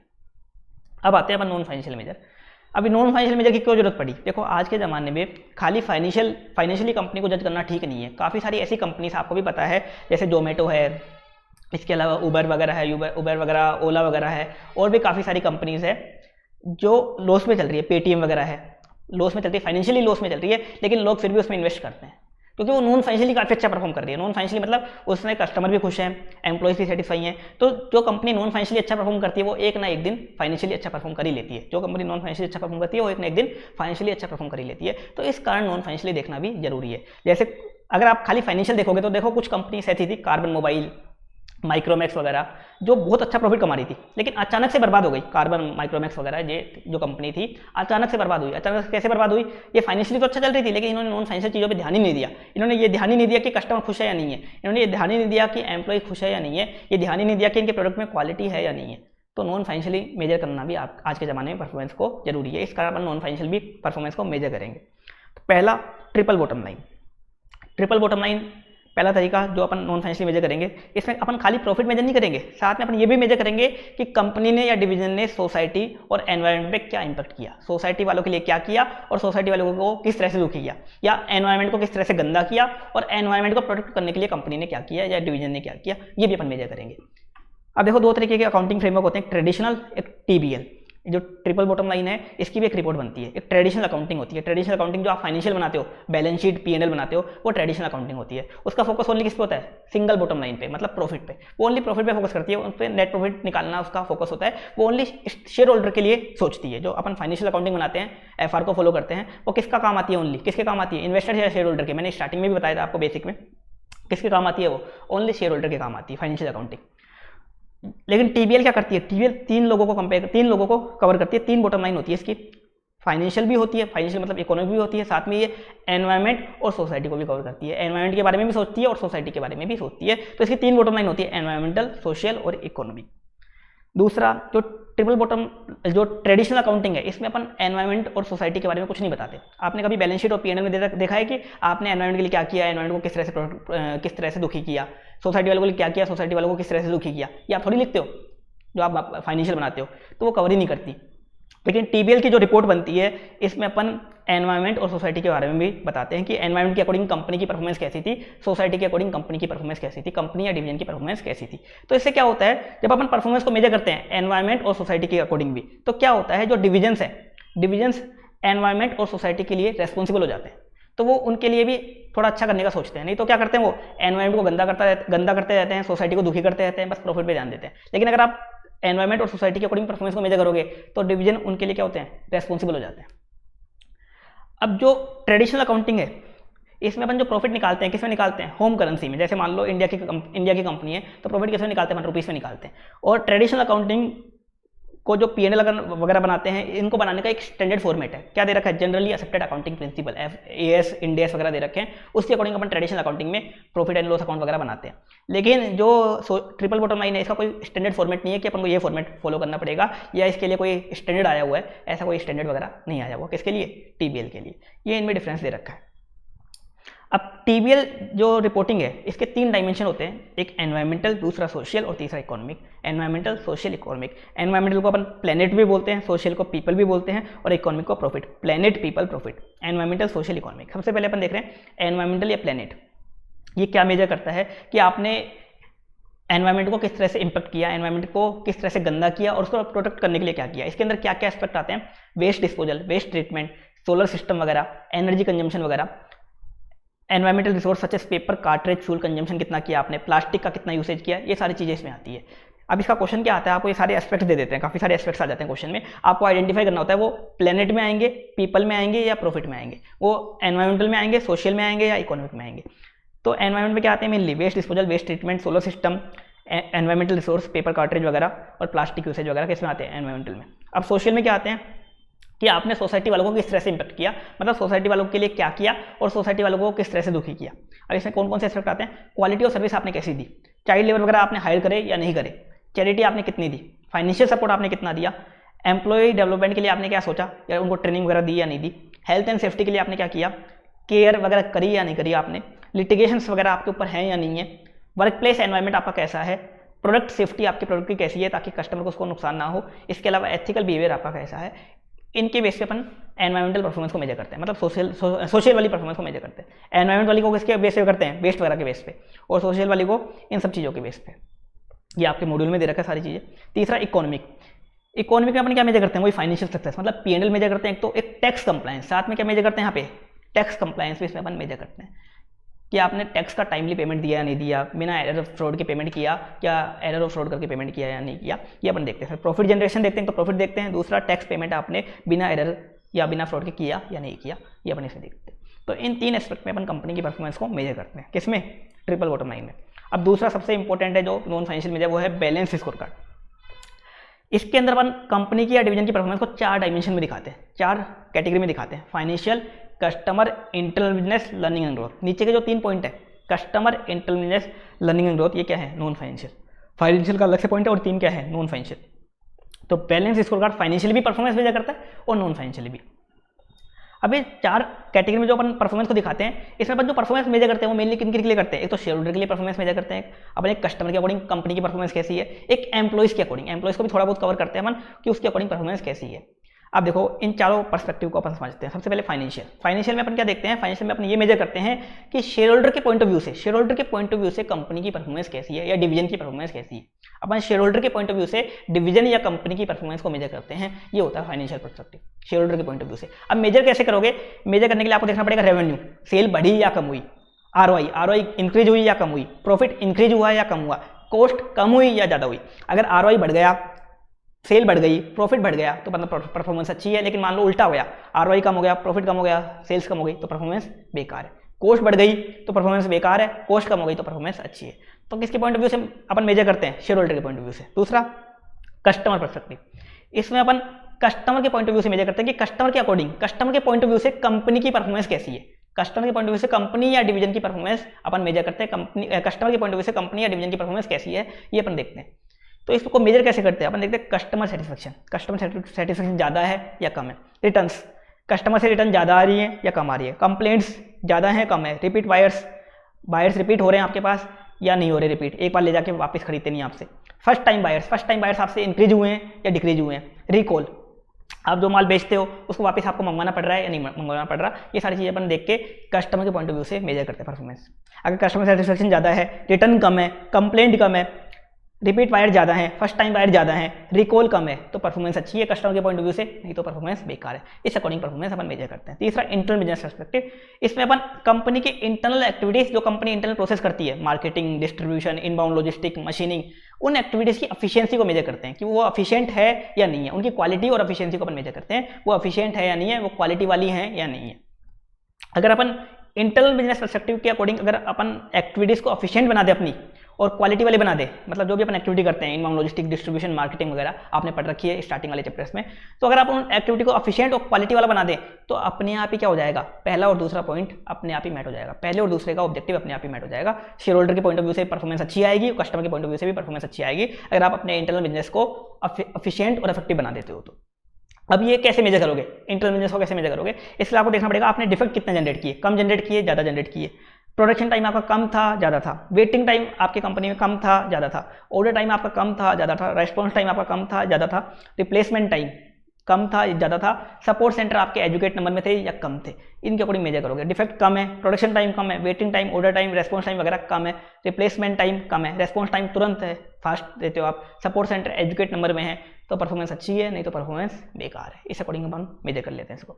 चौथा लर्निंग एंड ग्रोथ पर्सपेक्टिव या ट्रेनिंग एंड डेवलपमेंट पर्सपेक्टिव, इस पे अपन एम्प्लॉयज के पॉइंट ऑफ व्यू से और इनोवेशन के पॉइंट ऑफ व्यू से कंपनी की परफॉर्मेंस को मेजर करते हैं। एम्प्लॉयज और इनोवेशन के पॉइंट ऑफ व्यू से कंपनी या डिवीजन की परफॉर्मेंस को मेजर करते हैं। आज के जमाने में इनोवेशन करना भी जरूरी है, जैसे जो कंपनी इनोवेशन नहीं करती वो मार्केट से आउट हो जाती है, जैसे नोकिया हुई थी आउट, ऐसे आज के जमाने में जो इनोवेशन नहीं करती तो वो मार्केट से आउट हो जाती है। तो आज के जमाने में इनोवेशन के अकॉर्डिंग भी परफॉर्मेंस को मेजर करना जरूरी है। तो इसमें मेजर क्या करते हैं अपन, आपने नए प्रोडक्ट कितने बना के बेचे, आपने R&D में कितना इन्वेस्ट कर रखा है, ट्रेनिंग एम्प्लॉयज़ को कितने घंटे की देते हो आप, एम्प्लॉय सेटिस्फेक्शन कम है ज़्यादा है। ये अगर मान लो नए प्रोडक्ट आपने काफ़ी ज़्यादा इंक्रीज करे, मतलब नया प्रोडक्ट बना के बेचना, मतलब कुछ इनोवेशन करना, आपने R&D में काफ़ी इन्वेस्ट कर रखा है, ट्रेनिंग आवर्स काफ़ी ज़्यादा हैं, एम्प्लॉय सेटिस्फेक्शन काफ़ी ज़्यादा है, तो परफॉर्मेंस अच्छी है, अदरवाइज परफॉर्मेंस बेकार है। इस अकॉर्डिंग ये मेजर कर लेते हैं। अब देखो ये चारों पर्सपेक्टिव है, इनमें अपन क्या करते हैं, सबसे पहले ईयर स्टार्टिंग में अपन एक ऑब्जेक्टिव सेट करते हैं, टारगेट सेट करते हैं, जिसको अपन क्या बोलते हैं, क्रिटिकल सक्सेस फैक्टर। क्या बोलते हैं, CSF, क्रिटिकल सक्सेस फैक्टर। और ईयर एंड पे अपन उसकी परफॉर्मेंस को मेजर करते हैं कि वो ऑब्जेक्टिव अचीव हो पाया या नहीं हो पाया, उसको अपन क्या बोलते हैं, की परफॉर्मेंस इंडिकेटर। स्टार्टिंग में ऑब्जेक्टिव सेट करते हैं, क्रिटिकल सक्सेस फैक्टर, और ईयर एंड पे उसको मेजर करते हैं, वो क्या होता है, की परफॉर्मेंस इंडिकेटर। अब देखो financial, customer, intermediate, learning and growth. अब बताओ फाइनेंशियल में क्या ऑब्जेक्टिव सेट करोगे, क्या ऑब्जेक्टिव सेट करोगे कि ROI बढ़ जाए, सेल्स बढ़ जाए, प्रॉफिट बढ़ जाए, मोस्ट प्रॉफिटेबल कंपनी बन जाए, हाईएस्ट मार्केट शेयर हो जाए, ये तो आप ऑब्जेक्टिव सेट करोगे। ऐसा थोड़ी ऑब्जेक्टिव सेट करोगे कि ROI कम हो जाए, प्रॉफिट कम हो जाए, ऐसा ऑब्जेक्टिव सेट नहीं करोगे आप। ROI बढ़ जाए, सेल्स बढ़ जाए, प्रॉफिट बढ़ जाए, ये तो आप ऑब्जेक्टिव सेट करोगे। अब इसको मेजर कैसे करोगे, प्रॉफिटेबिलिटी रेशियो निकाल के देखोगे कि हाँ प्रॉफिट बढ़ा या कम हुआ। रेवेन्यू देखोगे कि रेवेन्यू इंक्रीज हुआ या डिक्रीज हुआ। ROI की ग्रोथ कितनी हुई या कितनी डिक्रीज हुई, ये देखोगे। कॉस्ट कम करी या ज़्यादा हुई, ये आप इसे देखोगे। तो इन अकॉर्डिंग आप इसको मेजर कर लोगे। मैंने आपको पहले भी लिखवा दिया परफॉर्मेंस मेजरमेंट कैसे करोगे, यहाँ मैं आपको ऑब्जेक्टिव भी बता रहा हूँ इनके। कस्टमर वाले पर्सपेक्टिव में आप ऑब्जेक्टिव क्या सेट करोगे कि आप कस्टमर की नंबर 1 चॉइस बन जाओ, कस्टमर की लॉयल्टी बढ़ जाए, कस्टमर रिटेंशन आप बढ़ा पाओ। कस्टमर रिटेंशन मतलब जो कस्टमर आपसे एक बार ले जाता है माल, वो बार बार आपके पास आए, आप रिटेन कर पाओ उन कस्टमर को। चौथा, आपके नंबर ऑफ कस्टमर्स बढ़ जाएं, ये आप टारगेट सेट करोगे। चेक कैसे करोगे, कस्टमर सेटिस्फेक्शन देखोगे, कम हुआ ज़्यादा हुआ, रिटर्न परसेंटेज देखोगे, कम हुई ज़्यादा हुई, रिकॉल्स देखोगे, कम हुई ज़्यादा हुई, रिपीट कस्टमर देखोगे, number of first time buyers देखोगे, कम हुए ज़्यादा हुए, इससे आप मेजर कर लोगे। अब इंटरनल बिजनेस में आप ऑब्जेक्टिव क्या सेट करोगे कि आपके जो आप एक्टिविटीज़ करते हो, जो भी एक्टिविटी, मार्केटिंग, डिस्ट्रीब्यूशन, मैन्युफैक्चरिंग वगैरह, उसकी एफिशिएंसी बढ़ जाए, आपकी डिलीवरी इंप्रूव हो जाए, आफ्टर सेल सर्विस जो आप देते हो वो इंप्रूव हो जाए, आपके डिफेक्ट जीरो आए, आपका आइडल टाइम जीरो हो जाए, आपके बिजनेस में TQM आ जाए। TQM मतलब zero defect, zero with best quality, zero defect आ जाए, बेस्ट क्वालिटी आ जाए। TQM पढ़ा था ना अपने चैप्टर 2 में। और जो नॉन वैल्यू एक्टिविटी करते हो आप, चैप्टर 1 में पढ़ा था अपन ने, वो सारी रिमूव हो जाए। ये आप टारगेट सेट करोगे। मेजर कैसे करोगे, देखोगे ऑर्डर टाइम कम हुआ ज़्यादा हुआ, वेटिंग टाइम कम हुआ ज़्यादा हुआ, रिप्लेसमेंट टाइम कम हुआ ज़्यादा हुआ, प्रोडक्शन टाइम कम हुआ ज़्यादा हुआ, डिफेक्ट्स कितने बनाए आपने, कम बनाए ज़्यादा बनाए, और सपोर्ट सेंटर आपने कितने खोल रखे हैं, कम खोल रखे, ज़्यादा खोल रखे हैं, इनसे आप मेजर कर लोगे। ये हो गया internal business. Learning and growth, इसमें टारगेट क्या सेट करोगे, आपकी टेक्नोलॉजी अप टू डेट हो जाए, आपके न्यू प्रोडक्ट्स इंक्रीज हो जाएं, मतलब आप कुछ इनोवेशन कर पाओ। तीसरा, आपका एम्प्लॉय सेटिस्फेक्शन और एम्प्लॉय मोरल इंक्रीज हो जाए, और एम्प्लॉय को एजुकेट ट्रेनिंग मिल जाए। ये आप टारगेट सेट करोगे। अब चेक कैसे करोगे, आपने R&D में कितना इन्वेस्ट किया, नए प्रोडक्ट आपने कितने बना के बेचे, एम्प्लॉय सेटिस्फेक्शन रेट आपकी कंपनी में क्या था, ट्रेनिंग आवर्स कितने थे, इनसे आप मेजर कर लोगे परफॉर्मेंस को। ये तो मेजर मैंने आपको पहले भी लिखवा दिए थे, और वापस यहाँ भी अपने देखे हैं मेजर, और ये ऑब्जेक्टिव है। ये आपको याद करने पड़ेंगे या 1-2-3 बार रीड करने पड़ेंगे। इसका क्वेश्चन आ जाता है, ये आपको मेजर मिक्स करके दे देते हैं। आपको बताना पड़ता है फाइनेंशियल का कौन सा, कस्टमर का कौन सा, इंटरमीडिएट का कौन सा, लर्निंग एंड ग्रोथ का कौन सा। अपने काफ़ी सारे क्वेश्चन भी किए थे क्लास में, और इंपॉर्टेंट टॉपिक है बैलेंस स्कोर कार्ड। तीसरा जो नॉन फाइनेंशियल मेजर है वो है अपना परफॉर्मेंस पिरामिड। परफॉर्मेंस पिरामिड क्या बोलता है, कंपनी का जो गोल होता है, हर कंपनी का एक गोल होता है, उस गोल को अचीव करने के लिए कंपनी को क्या करना पड़ेगा ये बताता है। जैसे आपका गोल है अच्छा CA बनने का, ऐसे ही कंपनी का भी गोल होता है, या तो वो नंबर 1 कंपनी बने, या उसका हाईएस्ट मार्केट शेयर हो जाए, या वो मोस्ट प्रॉफिटेबल कंपनी बन जाए। तो उसको अचीव करने के लिए कंपनी को क्या करना पड़ेगा, वो अपन देखेंगे इसमें। परफॉर्मेंस पिरामिड में क्या देखेंगे, जो कंपनी का गोल है, उस गोल को अचीव करने के लिए कंपनी को क्या करना पड़ेगा। तो ये बोलता है परफॉर्मेंस पिरामिड, सबसे पहले कंपनी को अपनी इंटरनल एफिशिएंसी पे फोकस करना पड़ेगा। क्या करना पड़ेगा, स्टार्टिंग पिरामिड के बेस से चलना पड़ेगा। इंटरनल एफिशिएंसी मतलब कंपनी जो इंटरनल एक्टिविटीज करती हैं उनको कंपनी को इंप्रूव करना पड़ेगा। इंटरनल एक्टिविटीज मतलब कंपनी को अपने साइकिल टाइम को कम करना पड़ेगा और वेस्ट को कम करना पड़ेगा। साइकिल टाइम मतलब जिस दिन कस्टमर का ऑर्डर आया, कस्टमर का ऑर्डर आने से लेकर के कस्टमर के ऑर्डर को पूरा करने तक जितना टाइम लगा, ऑर्डर आने से लेकर के कस्टमर को ऑर्डर को पूरा करने तक जितना टाइम लगा, प्रोडक्शन, डिलीवरी वगैरह में जितना भी टाइम लग गया, वो होता है साइकिल टाइम। तो कंपनी को अपने साइकिल टाइम को कम करना पड़ेगा और वेस्ट को कम करना पड़ेगा। इससे एफिशिएंसी अपने आप क्या हो जाएगी, इंप्रूव हो जाएगी।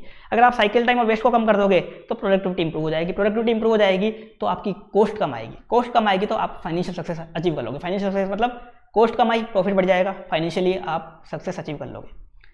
अब आपने इंटरनल एफिशिएंसी कर दी, फाइनेंशियल सक्सेस अचीव कर ली। अब आपको करना है एक्सटर्नल इफेक्टिवनेस। बिना इंटरनल एफिशिएंसी के आप एक्सटर्नल इफेक्टिवनेस नहीं ला सकते। तो पहले आपको इंटरनल एफिशिएंसी करनी पड़ेगी, फिर आपको जाना पड़ेगा एक्सटर्नल इफेक्टिवनेस से। अब आपको अपनी क्वालिटी और डिलीवरी इंप्रूव करनी पड़ेगी। अगर आप इंटरनल एफिशिएंसी कर लेते हो तो क्वालिटी और डिलीवरी अपने आप इंप्रूव हो जाएगी। साइकिल टाइम को कम कर देते हो, वेस्ट को कम कर देते हो, अपने आप आपके प्रोडक्ट की क्वालिटी इंप्रूव हो जाएगी और डिलीवरी फास्ट हो जाएगी। अगर क्वालिटी और डिलीवरी इंप्रूव हो गई तो इससे क्या होगा, आपके कस्टमर का सेटिस्फेक्शन इंक्रीज हो जाएगा। कस्टमर के सेटिस्फेक्शन, जैसे ही कस्टमर का सेटिस्फेक्शन इंक्रीज हुआ, आपको मार्केट सक्सेस भी मिल जाएगी। क्या मिल जाएगी, मार्केट सक्सेस। अगर आपको मार्केट सक्सेस और फाइनेंशियल सक्सेस दोनों मिल गई, कस्टमर भी खुश है, पैसा भी कमा रहे हो आप, तो आप कंपनी का जो गोल है, कंपनी का जो भी गोल है, कंपनी अपने गोल को अचीव कर लेगी। ये बताता है परफॉर्मेंस पिरामिड कि कंपनी अपने गोल को कैसे अचीव करे। तो कंपनी को क्या करनी पड़ेगी, पहले इंटरनल एफिशिएंसी करनी पड़ेगी, फिर एक्सटर्नल इफेक्टिवनेस करनी पड़ेगी, फाइनेंशियल सक्सेस भी लेनी पड़ेगी और मार्केट सक्सेस भी लेनी पड़ेगी। जो फाइनेंशियल सक्सेस है ये फाइनेंशियल वाला पॉइंट है और मार्केट सक्सेस क्या है, नॉन फाइनेंशियल है। अब इसमें मेजर क्या करोगे आप, परफॉर्मेंस मेजर में काम आता है तो मेजर क्या करोगे आप, 4 चीज़ें मेजर करोगे, क्वालिटी, डिलीवरी, साइकिल टाइम और वेस्ट। क्वालिटी आपने इंप्रूव करी या नहीं करी, डिलीवरी फास्ट करी या नहीं करी, साइकिल टाइम रिड्यूस किया या नहीं करा, वेस्ट कम करा या नहीं करा, ये आप मेजर करोगे। अगर वेस्ट कम कर दिया, साइकिल टाइम रिड्यूस कर दिया, डिलीवरी फास्ट कर दी, क्वालिटी इंक्रीज कर दी, तो आपकी परफॉर्मेंस अच्छी है, नहीं तो परफॉर्मेंस बेकार है। 4 चीज़ें अपन इसमें मेजर करते हैं। ये 4 चीज़ें क्या करते हैं अपन, क्वालिटी, डिलीवरी, साइकिल टाइम और वेस्ट को अपन मेजर करते हैं। पहले इनके लिए टारगेट सेट करते हैं और फिर अपन मेजर करते हैं लास्ट में। ये था परफॉर्मेंस पिरामिड। अब मैं इसको दूसरे तरीके से समझाऊं तो मान लो आपको एक अच्छा सीए बनना है, एक सक्सेसफुल सीए बनना है, आपको खाली सीए नहीं बनना, एक सक्सेसफुल सीए बनना है, तो आपको क्या करना पड़ेगा, 2 काम करने पड़ेंगे। एक तो आपको एग्जाम क्लियर करना पड़ेगा, फाइनेंशियल सक्सेस तब आएगी, आपको एग्जाम पास करना पड़ेगा। दूसरा आपको प्रैक्टिकल नॉलेज लेनी पड़ेगी, तो एक एग्जाम पास करना पड़ेगा, एक प्रैक्टिकल नॉलेज लेनी पड़ेगी। तो इसके लिए क्या करना पड़ेगा, सबसे पहले आपको इंटरनल एफिशिएंसी पे फोकस करना पड़ेगा। इंटरनल एफिशिएंसी मतलब आपको अपने साइकिल टाइम और वेस्ट को रिड्यूस करना पड़ेगा। साइकिल टाइम मतलब आपकी जो पढ़ने की स्पीड धीरे है उसको फास्ट करना पड़ेगा। कैसे फास्ट करोगे, जो आप फालतू में टाइम बर्बाद करते हो, कभी आप गाने सुनने में, कभी किसी से बात करने में, या कहीं भी आप टाइम बर्बाद करते हो, कहीं घूमने फिरने में जो टाइम बर्बाद करते हो उनको कम करना पड़ेगा। और दूसरा वेस्ट, आप जो फालतू चीज़ें पढ़ते हो, फालतू चीज़ें कैसे, आपको इंस्टीट्यूट के 200 क्वेश्चन दे रखे हैं, 250 क्वेश्चन दे रखे हैं और आप करते हो 1000 क्वेश्चन, तो जो 750 क्वेश्चन फालतू कर रहे हो वो वेस्ट है। आपको इंस्टीट्यूट की बुक दे रखी है और आप बाहर की 5 बुक पढ़ते हो तो वो भी वेस्ट है। तो उन वेस्ट को आपको रिड्यूस करना पड़ेगा, साइकिल टाइम और वेस्ट को रिड्यूस करना पड़ेगा। इससे आपकी प्रोडक्टिविटी इंप्रूव हो जाएगी और आप एग्जाम में पास हो जाओगे, एग्जाम में पास हो जाओगे। अब आपको क्या करनी पड़ेगी, एक्सटर्नल इफेक्टिवनेस लानी पड़ेगी। लेकिन एक्सटर्नल इफेक्टिवनेस लाने के लिए पहले आपको क्या करनी पड़ेगी, इंटरनल एफिशिएंसी। बिना आप साइकिल टाइम रिड्यूस करें, बिना वेस्ट को रिड्यूस करें, आप एक्सटर्नल इफेक्टिवनेस नहीं ला सकते। एक्सटर्नल इफेक्टिवनेस मतलब आप जो आपने थ्योरेटिकल ज्ञान लिया है उसमें आपको प्रैक्टिकल इंप्लीमेंट करके उसमें क्वालिटी और डिलीवरी लानी पड़ेगी। थ्योरेटिकल ज्ञान में क्वालिटी और डिलीवरी लानी पड़ेगी। अगर आपने सही से थ्योरेटिकल ज्ञान लिया है, क्योंकि बिना थ्योरेटिकल ज्ञान के आप प्रैक्टिकली कुछ चीज़ें नहीं कर सकते। मान लो आप एक कॉमर्स वाले से आर्टिकलशिप में काम करवाओ, कहाँ से करेगा ठीक से, कहाँ से ठीक से करेगा, मान लो 12th पास से करवाओगे तो आपको पहले थ्योरेटिकल ज्ञान लेना पड़ेगा, टैक्स का, इंडेस वगैरह का। उसको फिर आपको प्रैक्टिकल इंप्लीमेंट करने में उसमें क्या लानी पड़ेगी, क्वालिटी और डिलीवरी लानी पड़ेगी। अगर आप वेस्ट वगैरह रिड्यूस कर देते हो, साइकिल टाइम वगैरह रिड्यूस कर देते हो, अपने आप ही क्या आ जाती है, क्वालिटी डिलीवरी आ जाएगी। इससे क्या होगा, आपका क्लाइंट सेटिस्फाई हो जाएगा अगर आप प्रैक्टिस करते हो तो, और अगर आप जॉब करते हो तो आपका बॉस सेटिस्फाई हो जाएगा, उसका सेटिस्फैक्शन इंक्रीज हो जाएगा। इससे आपको मार्केट सक्सेस भी मिल जाएगी। मार्केट सक्सेस और फाइनेंशियल सक्सेस दोनों मिल गई, आप एक अच्छे सीए बन जाओगे। खाली सीए बनने के लिए एग्जाम पास कर लो, बन जाओगे। और खाली एग्जाम पास नहीं करना, आपको बस नॉलेज लेनी है तो मार्केट सक्सेस ले लो। लेकिन अगर आपको एक अच्छा सीए बनना है तो मार्केट सक्सेस और फाइनेंशियल सक्सेस दोनों लेनी पड़ेगी, तब जाके आप एक अच्छे सीए बन सकते हो। ये था परफॉर्मेंस पिरामिड। अब आ जाते हैं अपन, ये हो गया अपना पूरा performance prism, fourth measure performance prism. देखो अपन ने एक बैलेंस स्कोर कार्ड देखा था, वो जो मेनली फोकस करता था वो एक तो शेयर होल्डर पे करता था, एक कस्टमर पे, थोड़ा बहुत एम्प्लॉय को भी कवर करता था। Balance score card share holder, customer और थोड़ा बहुत एम्प्लॉय, लेकिन बाकी लोगों को वो कवर नहीं करता था। ना गवर्नमेंट के बारे में सोचता था वो, ना सोसाइटी के बारे में सोचता था, ना ही सप्लायर वगैरह के बारे में। कंपनी के काफी सारे स्टेक होल्डर्स होते हैं, उसमें से वो मेनली शेयर होल्डर और कस्टमर को कवर करता था, थोड़ा बहुत एम्प्लॉय को भी। तो जो परफॉर्मेंस प्रिज्म है ये सभी स्टेक होल्डर को कवर करता है। किसको करता है, ये सभी स्टेक होल्डर्स के अकॉर्डिंग परफॉर्मेंस को मेजर करता है। सभी स्टेक होल्डर्स के अकॉर्डिंग क्या करता है, ये परफॉर्मेंस को मेजर करता है। तो परफॉर्मेंस प्रिज्म के 5 फेसेट दे रखे हैं। फेसेट मतलब 5 पहलू दे रखे हैं या 5 एस्पेक्ट दे रखे हैं। कौन कौन से एस्पेक्ट दे रखे हैं, stake holder satisfaction, strategy, process, capability और स्टेक होल्डर्स कंट्रीब्यूशन। अब एक पहलू क्या है, ये एस्पेक्ट क्या है, ये कंपोनेंट क्या है। सबसे पहले स्टेक होल्डर सेटिस्फेक्शन। कंपनी को क्या करना पड़ेगा, सबसे पहले कंपनी को अपने स्टेक होल्डर्स को आइडेंटिफाई करना पड़ेगा कि कंपनी के कौन कौन से स्टेक होल्डर्स हैं और उनकी नीड क्या क्या है, उनकी नीड क्या क्या है ये आइडेंटिफाई करना पड़ेगा। तो कंपनी ने आइडेंटिफाई किया, उसके स्टेक होल्डर एक इन्वेस्टर, एक कस्टमर, एक सप्लायर, एक एम्प्लॉय, एक गवर्नमेंट, एक सोसाइटी, और भी हो सकते हैं लेकिन मैंने जो थे वो मैंने यहाँ बता दिए। ये कंपनी ने आइडेंटिफाई कर लिया। अब कंपनी को देखना है इनकी नीड क्या है। तो इन्वेस्टर को क्या चाहिए बताओ, उसको चाहिए कि उसने जो पैसा लगाया उसके बदले उसको बेटर रिटर्न ऑन इन्वेस्टमेंट मिले, बेटर आरओआई मिले। कस्टमर की नीड क्या है, उसको अच्छा प्रोडक्ट मिले, कम प्राइस पे मिले, यही कस्टमर की नीड है। सप्लाई की नीड क्या है, जो भी वो इनपुट बेचे उसके लिए उसको अच्छी प्राइस मिले, साथ में खरीदने वाला ज़्यादा क्वांटिटी में खरीदे उससे। एम्प्लॉयज की नीड क्या है, उसको वर्क लाइफ बैलेंस बेटर मिले। गवर्नमेंट की नीड क्या है कि उनको टैक्स का पूरा पेमेंट मिले, ठीक से पेमेंट मिले। सोसाइटी की नीड क्या है कि उनके लिए लोग कुछ करें, उनके लिए कंपनी वाले कुछ करें, या तो दान वगैरह करें या रोजगार के साधन या एम्प्लॉयमेंट अपॉर्चुनिटीज वगैरह वो जनरेट करे, ऐसा सोसाइटी वाले चाहते हैं।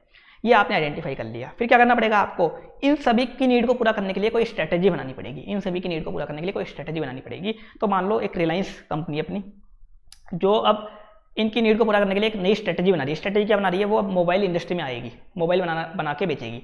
तो मोबाइल बेचने के लिए वो एक फैक्ट्री खोलेगी, एक जगह फैक्ट्री खोलेगी जहाँ काफ़ी सारे लोगों को रोजगार मिलेगा।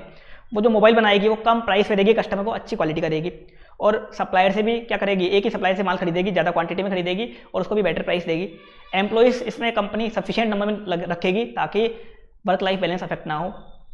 तो कंपनी को पता है कि इससे क्या होगा, प्रॉफिट जनरेट होगा, तो गवर्नमेंट को टैक्स मिल जाएगा, इन्वेस्टर को बेटर आरओआई मिल जाएगी, सबके सब खुश हो जाएंगे। तो रिलायंस ने स्ट्रेटेजी क्या बनाई कि वो मोबाइल इंडस्ट्री में आने वाली है और मोबाइल बनाने के लिए एक फैक्ट्री खोलने वाली है। ये स्ट्रेटेजी बना दी। अब क्या देखेगी वो प्रोसेस कि उस स्ट्रेटेजी को पूरा करने के लिए रिलायंस को क्या क्या करना पड़ेगा। तो रिलायंस को करना पड़ेगा एक R&D करना पड़ेगा, उसके बाद उसको इनबाउंड लॉजिस्टिक मशीनिंग करनी पड़ेगी, मार्केटिंग करनी पड़ेगी, डिस्ट्रीब्यूशन करना पड़ेगा, आफ्टर सेल सर्विस देनी पड़ेगी, सपोर्ट सेंटर खोलने पड़ेंगे। ये उसने प्रोसेस देख लिया कि उस स्ट्रेटेजी को पूरा करने के लिए क्या क्या करना पड़ेगा, ये उसने देख लिया। फिर कैपेबिलिटी देखेगी कि उसके पास इतनी कैपेबिलिटी है या नहीं है, इतनी कैपेसिटी, इतनी औकात है उसकी कि ये सारे काम कर सकती है या नहीं कर सकती। मतलब रिसर्च में मान लो 500 करोड़ रुपए लगेंगे, तो रिलायंस चेक करेगी कि 500 करोड़ रुपए लगाने की औकात है या नहीं है, कैपेबिलिटी चेक करेगी। उसके बाद वो क्या करेगी, वो मोबाइल वगैरह लॉन्च कर देगी। अब वो स्टेक होल्डर से बदले में कुछ मांगेगी, क्योंकि उसके लिए उनकी नीड को पूरा करने के लिए उसने क्या किया, फैक्ट्री खोली मोबाइल लगाने की। अब वो भी चाहेगी कि बदले में स्टेक होल्डर भी क्या करें, कुछ रिटर्न में दे। तो इन्वेस्टर्स से क्या मांगेगी, वो इन्वेस्टर से चाहेगी कि वो पैसा लगाएं कंपनी में। कस्टमर से क्या चाहेगी, कस्टमर उसके मोबाइल को, उसके प्रोडक्ट को खरीदे। सप्लायर से क्या चाहेगी, सप्लायर जो रॉ मटेरियल दे, इनपुट दे, अच्छी क्वालिटी का दे। एम्प्लॉइज से क्या चाहेगी कि वो अच्छे से काम करें, टाइम वगैरह वेस्ट ना करें। गवर्नमेंट से क्या चाहेगी कि वो कंप्लाइंस, टैक्स के कंप्लाइंस को थोड़ा सिंपल कर दे। सोसाइटी वालों से क्या चाहेगी कि सोसाइटी वाले कोऑर्डिनेट करना स्टार्ट कर दें, दुखी करना बंद कर दे। ये चाहेगी वो, उनसे रिटर्न में ये चाहेगी। अब परफॉर्मेंस क्या मेजर करोगे, ये तो आपने देख लिया। परफॉर्मेंस क्या मेजर करोगे, अपन ये परफॉर्मेंस मेजर करेंगे कि इन सभी की नीड्स पूरी हो पाई या नहीं हो पाई, इन सभी के अकॉर्डिंग परफॉर्मेंस मेजर करेंगे। इन्वेस्टर के लिए आरओआई मिला या नहीं मिला, कस्टमर को अच्छा प्रोडक्ट मिला कम प्राइस पे या नहीं मिला, सप्लायर को इनपुट के लिए बेटर प्राइस मिली या नहीं मिली, एम्प्लॉइज का वर्क लाइफ बैलेंस बेटर हुआ या नहीं हुआ, गवर्नमेंट को ठीक से टैक्स मिला या नहीं मिला, सोसाइटी वालों के लिए दान वगैरह मिला या एम्प्लॉयमेंट अपॉर्चुनिटीज जनरेट हुई या नहीं हुई। ये अपन इसमें चेक करेंगे। अगर ये सब चीज़ें हो गई तो परफॉर्मेंस अच्छी है, नहीं तो परफॉर्मेंस बेकार है। ये हो गया अपना परफॉर्मेंस रिस्क। ये था परफॉर्मेंस रिस्क। 5 है building block model. Building block model Fitzgerald and moon ने दिया था। ऑस्ट्रेलिया के पर्सन थे ये, फिट्जगेराल्ड एंड मून। और जो किस में काम आता है, मेनली सर्विस इंडस्ट्री की परफॉर्मेंस को मेजर करने में। सर्विस इंडस्ट्री की परफॉर्मेंस को मेजर करने में काम आता है। स्कूल हो गया, कॉलेज हो गया, हॉस्पिटल हो गया, इनकी परफॉर्मेंस को मेजर करने में क्या काम आता है, बिल्डिंग ब्लॉक मॉडल। या CA फर्म हो गई, इनकी परफॉर्मेंस को मेजर करने में अपन लेते हैं यूज बिल्डिंग ब्लॉक मॉडल। अब इसके 3 कंपोनेंट होते हैं, एक तो स्टैंडर्ड, दूसरा रिवॉर्ड और तीसरा डायमेंशन। स्टैंडर्ड, रिवॉर्ड और डायमेंशन, अब इनको समझते हैं एक करके। सबसे पहले स्टैंडर्ड। देखो इसमें क्या होता है, स्टैंडर्ड और रिवॉर्ड अपन ईयर की स्टार्टिंग में सेट करते हैं। ईयर की स्टार्टिंग में सेट कर देते हैं कि जो अपन को परफॉर्मेंस मेजर करना है उसके रिगार्डिंग टारगेट, वो होते हैं स्टैंडर्ड।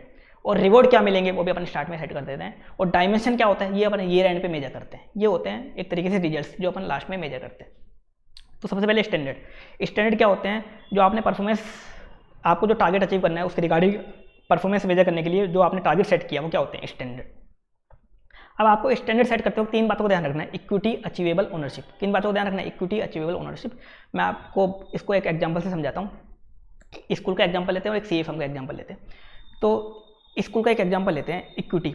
इक्विटी में क्या है कि आप जो भी टारगेट सेट करो वो सभी एम्प्लॉइज़ के लिए इक्वली चैलेंजिंग होना चाहिए। देखो मान लो आपने टारगेट क्या सेट किया कि साइंस वाले टीचर के लिए टारगेट सेट किया कि साइंस वाले टीचर को जो टारगेट दिया वो दिया कि सभी बच्चों के साइंस में 95+ मार्क्स आने चाहिए। और मैथ वाले को टारगेट दिया आपने सभी बच्चों के 75+ मार्क्स आने चाहिए मैथ में।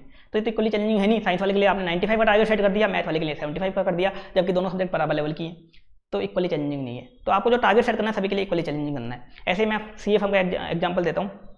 CA फर्म में आप क्या कर रहे हो, एक आर्टिकल को तो आपने दे दी, 2 सिमिलर आर्टिकल हैं, मतलब बराबर लेवल के आर्टिकल हैं, और एक आर्टिकल को तो आपने दे दी 10 ऑडिट, दूसरे आर्टिकल को आपने ओनली 2 ऑडिट दी, जबकि सेम साइज की ऑडिट दी आपने, एक को 10 दी, एक को 2 दी, तो इक्वली चैलेंजिंग नहीं हुआ। तो आपको जो भी टारगेट सेट करना है वो इक्वली चैलेंजिंग देना है। दूसरा अचीवेबल, आप जो भी टारगेट दो वो आपको रियलिस्टिक देना है। ऐसा नहीं कि आपने हवा में टारगेट दे दिया। हवा में कैसे नहीं, जैसे दे दिया, एग्जाम्पल देते हैं स्कूल वाला, कि आपने टारगेट क्या दिया कि सभी बच्चों के मैथ्स में 100 आउट ऑफ 100 आने चाहिए, या आपने टारगेट या क्या सेट कर दिया कि सभी बच्चों की 90+ % बननी चाहिए, 90+ % बननी चाहिए। तो ऐसे हवा में टारगेट सेट नहीं करना, ऐसा पॉसिबल नहीं है, ऐसे टारगेट आपको सेट नहीं करने। तीसरा ओनरशिप। जिसको आपने जो टारगेट दिया उसकी जिम्मेदारी भी उसी को दे दो, जिसको टारगेट दिया उसकी जिम्मेदारी भी उसी को दे दो। कुछ हो जाए उस काम में तो उसी को जिम्मेदार ठहराया जाएगा, अगर फायदा होता है तो उसी को रिवॉर्ड मिलेगा, तो उसकी पूरी की पूरी रेस्पॉन्सिबिलिटी उसी को दे दो जिसको आपने टारगेट दिया। ये 3 बातें आपको ध्यान रखनी है जब टारगेट सेट करो। तो आपको स्टार्टिंग में क्या करना है, टारगेट सेट करनी है, इक्विटी अचीवेबल ओनरशिप को ध्यान में रख के। अब रिवॉर्ड, अब जो एम्प्लॉइज जिनको आपने टारगेट दिया वो उस टारगेट को अचीव करने के लिए मोटिवेटेड रहें, तो उनके लिए आपको एक रिवॉर्ड सिस्टम भी बनाना पड़ेगा। जिन एम्प्लॉइज़ को आपने टारगेट दिया वो उन टारगेट को अचीव करने के लिए मोटिवेटेड रहें, तो उनके लिए आपको एक रिवॉर्ड सिस्टम भी बनाना पड़ेगा। और रिवॉर्ड सिस्टम बनाते वक्त आपको 3 बातों को ध्यान रखना है, मोटिवेशन, क्लैरिटी, कंट्रोलेबिलिटी। आपको रिवॉर्ड सिस्टम इस तरह से बनाना है कि ताकि एम्प्लॉइज मोटिवेटेड रहें उसको अचीव करने के लिए। जैसे मान लो आपने स्कूल में एक रिवॉर्ड क्या बनाया सिस्टम कि अगर स्कूल का रिजल्ट 60% से ऊपर आता है तो सभी टीचर्स को 5% का बोनस मिलेगा। अब इससे देखो एम्प्लॉइज जो टीचर्स हैं उनमें ज़्यादा मोटिवेशन नहीं आएगा, वो सोचेंगे चलो 60% रिजल्ट लाना है, ले आते। अब आपने दूसरा तरीके से कैसे आपने रिवॉर्ड सेट किया कि 60% से ऊपर आता है तो 5% का बोनस मिलेगा, 70 से ऊपर आता है तो 10% का मिलेगा, 80 से ऊपर आता है तो 20% का बोनस मिलेगा और 90% से ऊपर आता है तो 40% का बोनस मिलेगा। अब जो एम्प्लॉइज हैं, स्कूल के टीचर हैं, वो ज़्यादा मोटिवेटेड हो जाएंगे, वो चाहेंगे कि हमको 40% बोनस मिले, तो वो मेहनत करने में लग जाएंगे, वो 90+ लाने का टारगेट सेट करेंगे। तो आपको रिवॉर्ड इस तरह से सेट करना है ताकि एम्प्लॉइज क्या हो जाएं, मोटिवेटेड हो जाएं। दूसरा क्लैरिटी, आपको उस रिवॉर्ड सिस्टम जो आपने सेट किया है उसको एम्प्लॉइज को पहले ही बता देना है, पहले ही कम्युनिकेट कर देना है। ऐसा नहीं कि बाद में सरप्राइज दो, एक्चुअल रिजल्ट आ गया उसके बाद सरप्राइज नहीं देना, आपको पहले ही कम्युनिकेट कर देना है। अगर मान लो आपने पहले ही कम्युनिकेट नहीं किया, टीचर्स को नहीं बताया, आपने स्कूल में टीचर्स को नहीं बताया कि 60% से ऊपर 5%, 70 से ऊपर 10%, 80 से ऊपर 20%, अगर आपने ये बताया नहीं कितना बोनस मिलेगा तो टीचर सोचेंगे हमको एक फिक्स सैलरी मिलती है, हम क्यों ध्यान दें, हम जैसा चल रहा है चलने दें, और फिर रिजल्ट आने के बाद उनको पता चलेगा तो फायदा ही क्या है। तो आप पहले ही उनको कम्युनिकेट कर दो, क्योंकि पहले से वो क्या हो जाए, मोटिवेट हो जाएं।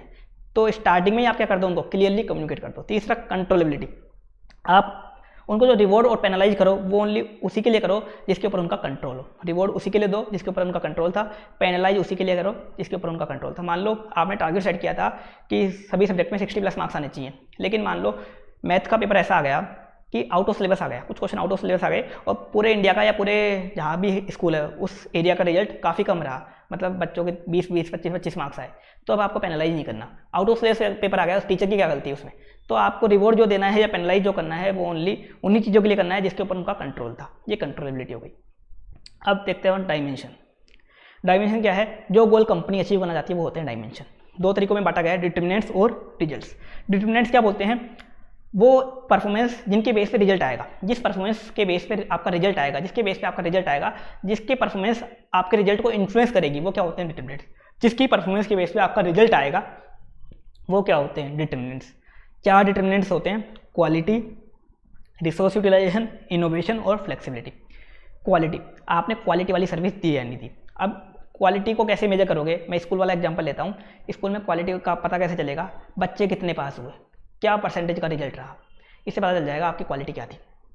दूसरा रिसोर्स यूटिलाइजेशन, आपके पास जो रिसोर्स थे उनका आपने एफिशिएंट वे में यूटिलाइजेशन किया या नहीं किया, एफिशिएंट वे में यूटिलाइजेशन किया या नहीं किया। जैसे मान लो अपन स्कूल का एग्जांपल लेते हैं, एक टीचर स्कूल में 40 बच्चों को पढ़ा सकता था, लेकिन आप एक टीचर से ओनली 30 बच्चे पढ़वाते हो, तो मतलब आपने रिसोर्स का ठीक से यूटिलाइजेशन नहीं किया, स्टूडेंट टीचर रेशियो आपके स्कूल का बेकार है। या एक टीचर स्कूल में 40 बच्चों को पढ़ा सकता था, आप उससे 45 बच्चे पढ़ा देते हो, तो मतलब रिसोर्स का आप अच्छे से यूटिलाइजेशन कर रहे हो, ये हो गया रिसोर्स यूटिलाइजेशन। इनोवेशन में क्या देखते हैं अपन कि आप कुछ नया कर पाए या नहीं कर पाए, कुछ नया कर पाए या नहीं कर पाए। स्कूल में अपन कैसे मेजर करेंगे, स्कूल वाले ने कुछ नए कोर्स लॉन्च किए या नहीं किए, कुछ एक्स्ट्रा करिकुलर वगैरह कोर्स कुछ लॉन्च किए या नहीं करे, ये अपन इनोवेशन में देखेंगे। फ्लेक्सिबिलिटी में क्या देखेंगे, कुछ चेंजेस हो गए एनवायरनमेंट में, कुछ चेंजेस हो गए, तो उस बदलती सिचुएशन में आप अपने आप को संभाल पाए या नहीं संभाल पाए, आप वक्त के हाथ खुद को बदल पाए या नहीं बदल पाए, ये फ्लेक्सिबिलिटी में देखेंगे। जैसे मान लो बाढ़ वगैरह आ गई, अब बाढ़ वगैरह आ गई तो आप बच्चों की पढ़ाई खराब ना हो तो उनको आप ऑनलाइन क्लास प्रोवाइड करवा पाए या नहीं करवा पाए, ये फ्लेक्सिबिलिटी में देखेंगे। ये आपके मॉड्यूल का एग्जांपल था स्कूल का जो मैंने यहाँ लिया, quality, resource utilisation, innovation, flexibility. इस तरह से अपन परफॉर्मेंस को मेजर करेंगे, क्वालिटी अच्छी थी या नहीं थी, रिसोर्स यूटिलाइजेशन में रिसोर्स का ठीक से यूज़ किया या नहीं किया, इनोवेशन में आप कुछ नया कर पाए या नहीं कर पाए, फ्लेक्सिबिलिटी में चेंजिंग सिचुएशन में आप अपने आप को संभाल पाए या नहीं संभाल पाए, ये अपन इसमें देखेंगे। अब जैसे मान लो CA फर्म का अपन देखें, ये मेजर करें तो कैसे मेजर करेंगे, क्वालिटी, क्लाइंट सेटिस्फाई है या नहीं, क्लाइंट सेटिस्फाई मतलब क्वालिटी वाली सर्विस दी है, क्लाइंट सेटिस्फाई नहीं है, क्वालिटी वाली सर्विस नहीं दी। रिसोर्स यूटिलाइजेशन, आप एक ऑडिट पे आपने 3 आर्टिकल को भेज दिया, जबकि वो ऑडिट 2 आर्टिकल से भी हो सकती थी, मतलब रिसोर्स यूटिलाइजेशन ठीक नहीं है। एक ऑडिट पे आपने ओनली 2 आर्टिकल को भेजा था, जबकि पिछली बार उस ऑडिट को 4 आर्टिकल ने किया, मतलब आपने रिसोर्स का ठीक से यूटिलाइजेशन किया इस बार। इनोवेशन पहले आप जो वर्किंग पेपर बनाते थे वो आप लिख के बनाते थे, हाथों से लिख के बनाते थे। अब आप क्या करते हो, वर्किंग पेपर ऑनलाइन, मतलब अपने वर्ड वगैरह सॉफ्टवेयर में आप ऑनलाइन बनाते हो। तो ये हो गया इनोवेशन। फ्लेक्सिबिलिटी में पहले एएस वगैरह चलते थे, इनडायरेक्ट टैक्स में एक्साइज वगैरह चलता था, अब आ गया इंडेस और जीएसटी आ गया। तो ये बदलती सिचुएशन में आप खुद को चेंज कर पाए और ठीक से ऑडिट कर पाए या नहीं कर पाए, ये क्या हो गया, फ्लेक्सिबिलिटी। इस तरह से आप परफॉर्मेंस को मेजर कर लोगे इन चार के बेस पे। अगर ये चार आपने काम ठीक से किए, मतलब आपने अपने काम में क्वालिटी लाई, रिसोर्स का ठीक से यूटिलाइजेशन किया, इनोवेशन किया और आपके काम में फ्लेक्सिबिलिटी ले आए आप, तो आपका रिजल्ट अपने आप क्या आएगा, अच्छा आएगा। अपने आप ही आपका रिजल्ट आएगा, अच्छा आएगा। दो तरह के रिजल्ट आएंगे, एक तो फाइनेंशियल रिजल्ट, दूसरा कंपीटिटिव। एक फाइनेंशियल, दूसरा कंपीटिटिव। फाइनेंशियल क्या आएगा, मॉनेटरी टर्म्स में आएगा। मॉनेटरी टर्म्स में मतलब आपको उनको नेट प्रॉफिट देखेंगे, अपना नेट प्रॉफिट बढ़ा या कम हुआ, बढ़ गया मतलब ये अपने आप अच्छा आएगा। बढ़ेगा कब, अगर ये आप चार काम ठीक से करोगे, quality, resource utilisation, innovation, flexibility करोगे, तो ही फाइनेंशियल परफॉर्मेंस आपका अच्छा आएगा। अगर ये काम आपने ठीक से नहीं करे तो रिजल्ट आपका बेकार आएगा।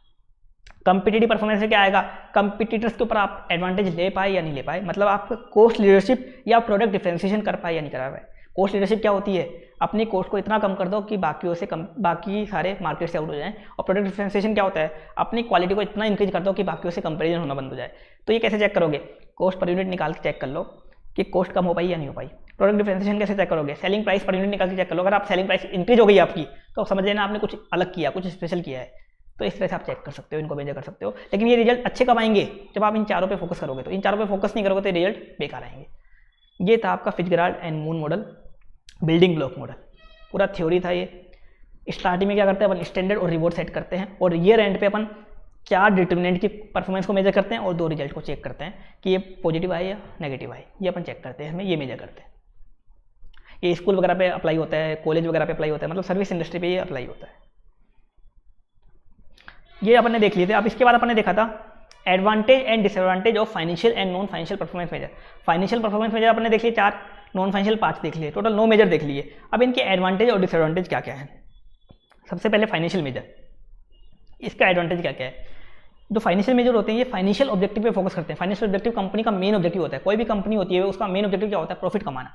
तो ये फाइनेंशियल ऑब्जेक्टिव पे फोकस करते हैं, ये अच्छी बात है। दूसरा, फाइनेंशियल जो मेजर है इसमें अपन रिजल्ट को क्वांटिफाई कर सकते हैं, मतलब अमाउंट में निकाल सकते हैं, रिजल्ट को अपन अमाउंट में निकाल सकते हैं। तीसरा, इन मेजर्स को अपन कंपेयर कर सकते हैं, अमाउंट में निकालेंगे डिवीजन ए का, डिवीजन बी का, सी का, आराम से अपन कंपेयर कर सकते हैं। चौथा, फाइनेंशियल मेजर को मेजरमेंट करने के लिए, फाइनेंशियल मेजरमेंट करने के लिए आपके पास पहले से फ्रेमवर्क बने हुए हैं, जैसे आरओआई का पूरा फॉर्मूला बना हुआ है, ईवीए का फॉर्मूला बना हुआ है, इंडेस पूरे बने हुए हैं, प्रॉफिट निकालने का तरीका बताया हुआ है, मतलब सब मेजरमेंट पहले से फिक्स है, इनके कोई दिक्कत नहीं होती। बस आपको फॉर्मूले में वैल्यू डालनी होती है, आपका आंसर आ जाता है। नेट प्रॉफिट रेशियो, सब चीज़ें आपके पास पहले से होती हैं।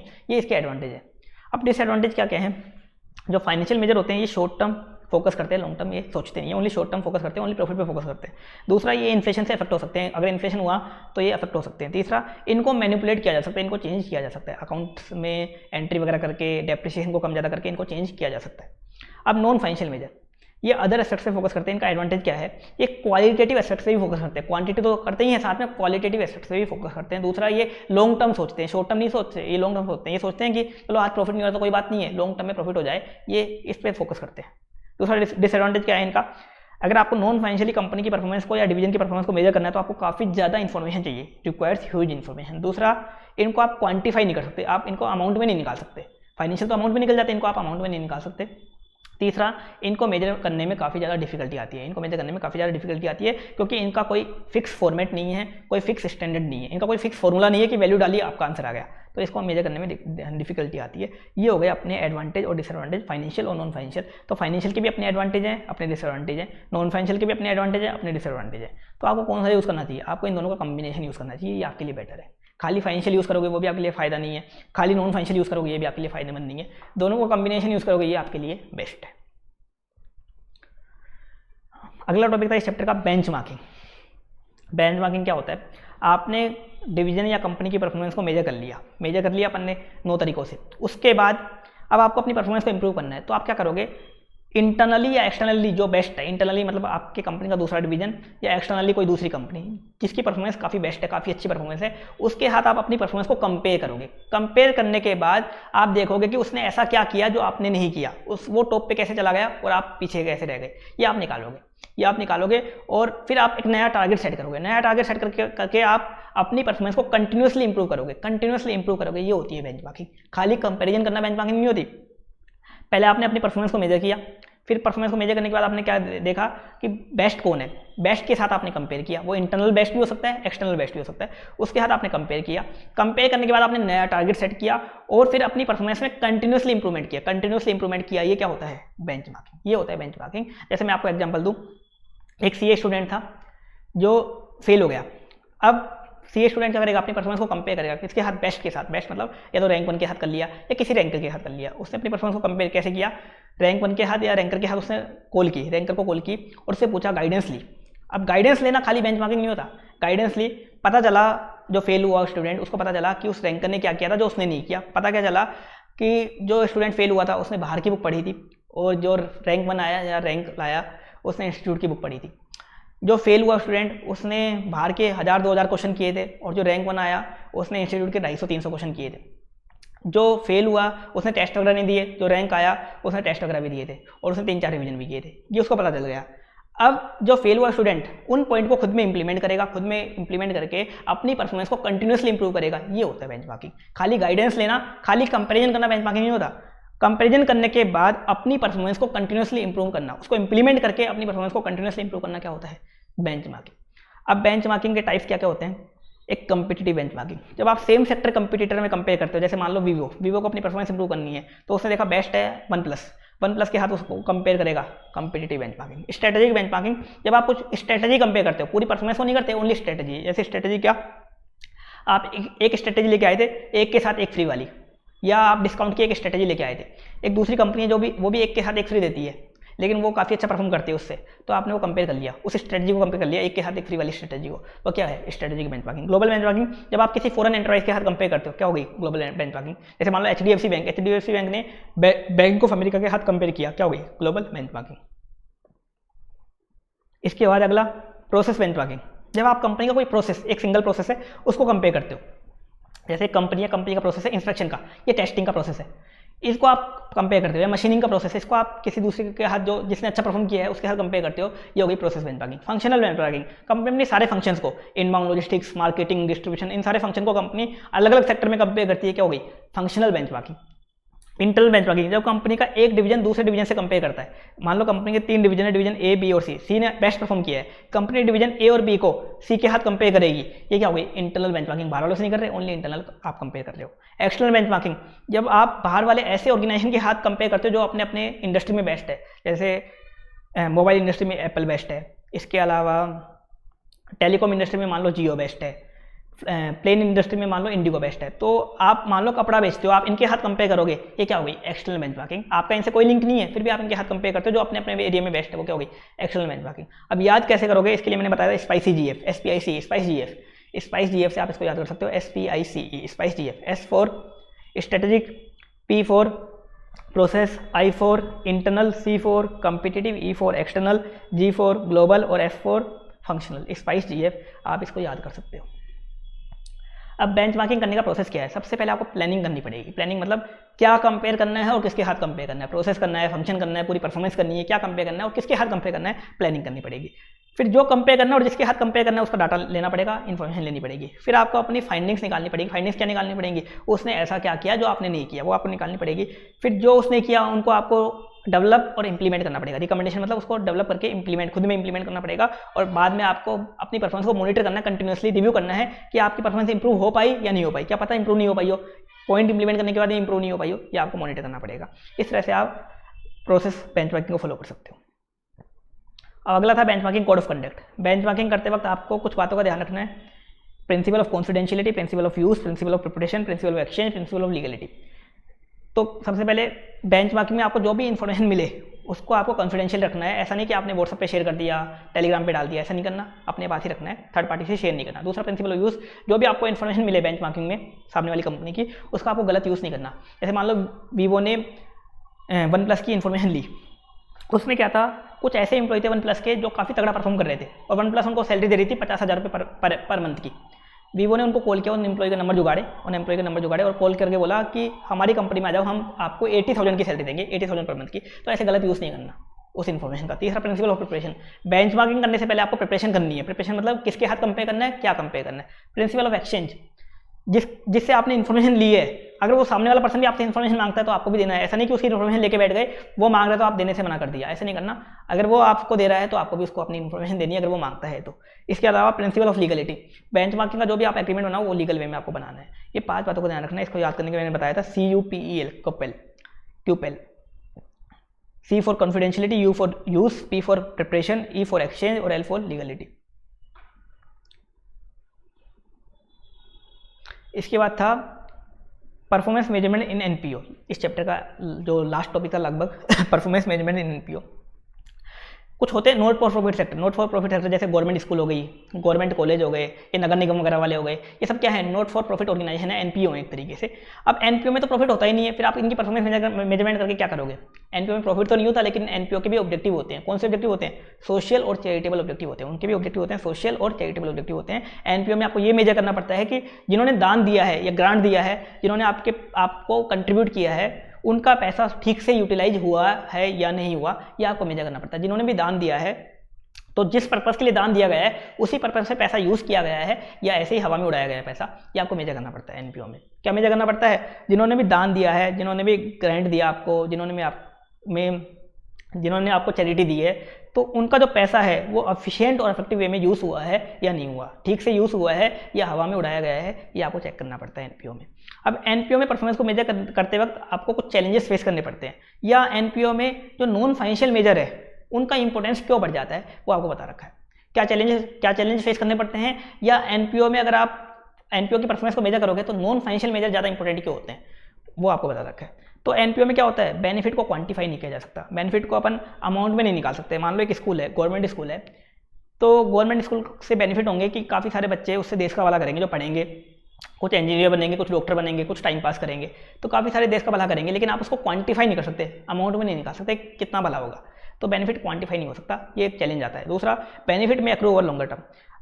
क्या होता है, कभी कभी दान एक बार में आ जाता है, एक साल में आ जाता है, और उसका बेनिफिट आपको काफ़ी सालों तक मिलता है। जैसे मान लो गवर्नमेंट ने एक गवर्नमेंट हॉस्पिटल में एक ICU यूनिट लगाई 5 करोड़ रुपए की, अब उसका बेनिफिट काफ़ी सालों तक मिलेगा, तो बेनिफिट में ये दिक्कत आती है कि दान एक बार में आ जाता है और बेनिफिट काफ़ी समय तक मिलता है। तीसरा, measurement of utilisation of funds and expenditure. आपको ये मेजर करना पड़ता है कि जो पैसा आया, जिन्होंने दान दिया, वो पैसा ठीक से खर्च हुआ है या नहीं हुआ, ये भी आपको मेजर करना पड़ता है। और चौथा, मल्टीपल ऑब्जेक्टिव। NPO जो होते हैं उनके मल्टीपल ऑब्जेक्टिव होते हैं। जैसे एक स्कूल है, गवर्नमेंट स्कूल, उसका ऑब्जेक्टिव क्या है, सभी बच्चे पास हो। दूसरा ऑब्जेक्टिव क्या है, सभी बच्चे अच्छी शिक्षा लें। तीसरा ऑब्जेक्टिव क्या है, गरीब बच्चों को फ्री में शिक्षा मिले। तो ऐसे मल्टीपल ऑब्जेक्टिव होते हैं NPO के, तो कौन से ऑब्जेक्टिव को ज़्यादा प्रायोरिटी दी जाए, ये भी एक क्या होता है, चैलेंज होता है। अब NPO की परफॉर्मेंस को मेजर करने के 2 तरीके दे रखे हैं, वैल्यू फॉर मनी फ्रेमवर्क और दूसरा adopted balance scorecard. Value for money, इसमें आप परफॉर्मेंस कैसे मेजर करोगे, 3 चीज़ें चेक करोगे, इकोनॉमी, एफिशिएंसी और इफेक्टिवनेस। इकोनॉमी, एफिशिएंसी और इफेक्टिवनेस। इकोनॉमी में क्या चेक करोगे कि आपने जो भी खर्चे किए हैं, NPO ने जो भी खर्चे किए हैं या जो भी रिसोर्स लगाए हैं, वो उसने कम कॉस्ट में और विथ बेस्ट क्वालिटी लगाए या नहीं लगाए। कम कॉस्ट विथ बेस्ट क्वालिटी, कम कॉस्ट विथ बेस्ट क्वालिटी लगाए मतलब इकोनॉमी के अकॉर्डिंग परफॉर्मेंस अच्छी है, नहीं तो बेकार है। कम कॉस्ट विथ बेस्ट क्वालिटी लगाए हैं तो परफॉर्मेंस अच्छी है, नहीं तो बेकार है। मैंने आपको एग्जांपल दिया था पूरे को समझाने के लिए, JNU का, जवाहरलाल नेहरू यूनिवर्सिटी, जो एक NPO है गवर्नमेंट की, जो सबसे गंदी जगह है इंडिया की जो सबसे बड़ी गंदगी है वो JNU। तो उसकी परफॉर्मेंस को अपन मेजर करते हैं इकोनॉमी के अकॉर्डिंग। तो इकोनॉमी में अपन क्या देखेंगे, तो JNU में जो टीचर लगे हुए हैं, वो कम कॉस्ट विद बेस्ट क्वालिटी लगे हुए हैं या नहीं लगे हुए। तो JNU में जो टीचर लगे हुए हैं एकदम 3rd क्लास क्वालिटी के टीचर हैं, उनको सैलरी मिलती है 2-2 लाख रुपए की। अगर वो कहीं और पढ़ाएं तो उनको 2000 रुपये की सैलरी ना मिले, कहीं और पढ़ाएं तो 2000 रुपये की सैलरी नहीं मिले। तो मतलब इकोनॉमी के अकॉर्डिंग बताओ JNU की परफॉर्मेंस कैसी है, बेकार परफॉर्मेंस है, क्योंकि टीचर लगाए गए हैं वो हाई कॉस्ट में लगाए गए हैं और एकदम 3rd क्लास क्वालिटी है, जबकि आपको लगाना कैसा है, कम कॉस्ट विथ बेस्ट क्वालिटी। तो इकोनॉमी एकदम बेकार है, पहला पॉइंट अपन ने मेजर कर लिया। दूसरा, एफिशिएंसी। एफिशिएंसी मतलब जो भी अपन ने रिसोर्स लगाए हैं उनका अपन ने अच्छे से यूटिलाइजेशन किया है या नहीं किया। जो भी रिसोर्स लगाए उनका अच्छे से यूटिलाइजेशन किया है नहीं किया। इसका मतलब जैसे मान लो एग्जांपल देता हूँ, वो JNU वाले कंटिन्यू करते हैं। तो JNU में एक टीचर 40 बच्चों को पढ़ा सकता है, एक टीचर 40 स्टूडेंट्स को पढ़ा सकता है, लेकिन एक टीचर वहाँ 15 स्टूडेंट को पढ़ाता है। बताओ आप रिसोर्स का ठीक से यूटिलाइजेशन कर रहे हो या नहीं कर रहे, नहीं कर रहे। तो एफिशिएंसी के अकॉर्डिंग भी JNU की परफॉर्मेंस कैसी है, एकदम 3rd क्लास है। 40 को पढ़ा सकता है, 15 को पढ़ा रहा है, फालतू में क्या हो रहा है, इनपुट आउटपुट रेशियो आपका बेकार आ रहा है। तो एफिशिएंसी भी क्या है, JNU की बेकार है। तीसरा, इफेक्टिवनेस। इफेक्टिवनेस में क्या देखते हैं, जो उस NPO का गोल था, जो ऑब्जेक्टिव था, वो पूरा हो पाया या नहीं हो पाया। तो JNU का ऑब्जेक्टिव क्या था गवर्नमेंट को खोलने का, कि जो भी वहाँ स्टूडेंट पढ़ें वो देश का भला करे, लेकिन वो क्या करते हैं, वो टुकड़े टुकड़े गैंग बनते हैं, वो देश को गालियाँ देते हैं। तो बताओ JNU का ऑब्जेक्टिव पूरा हो पाया, नहीं हो पाया, नहीं हो पाया ऑब्जेक्टिव।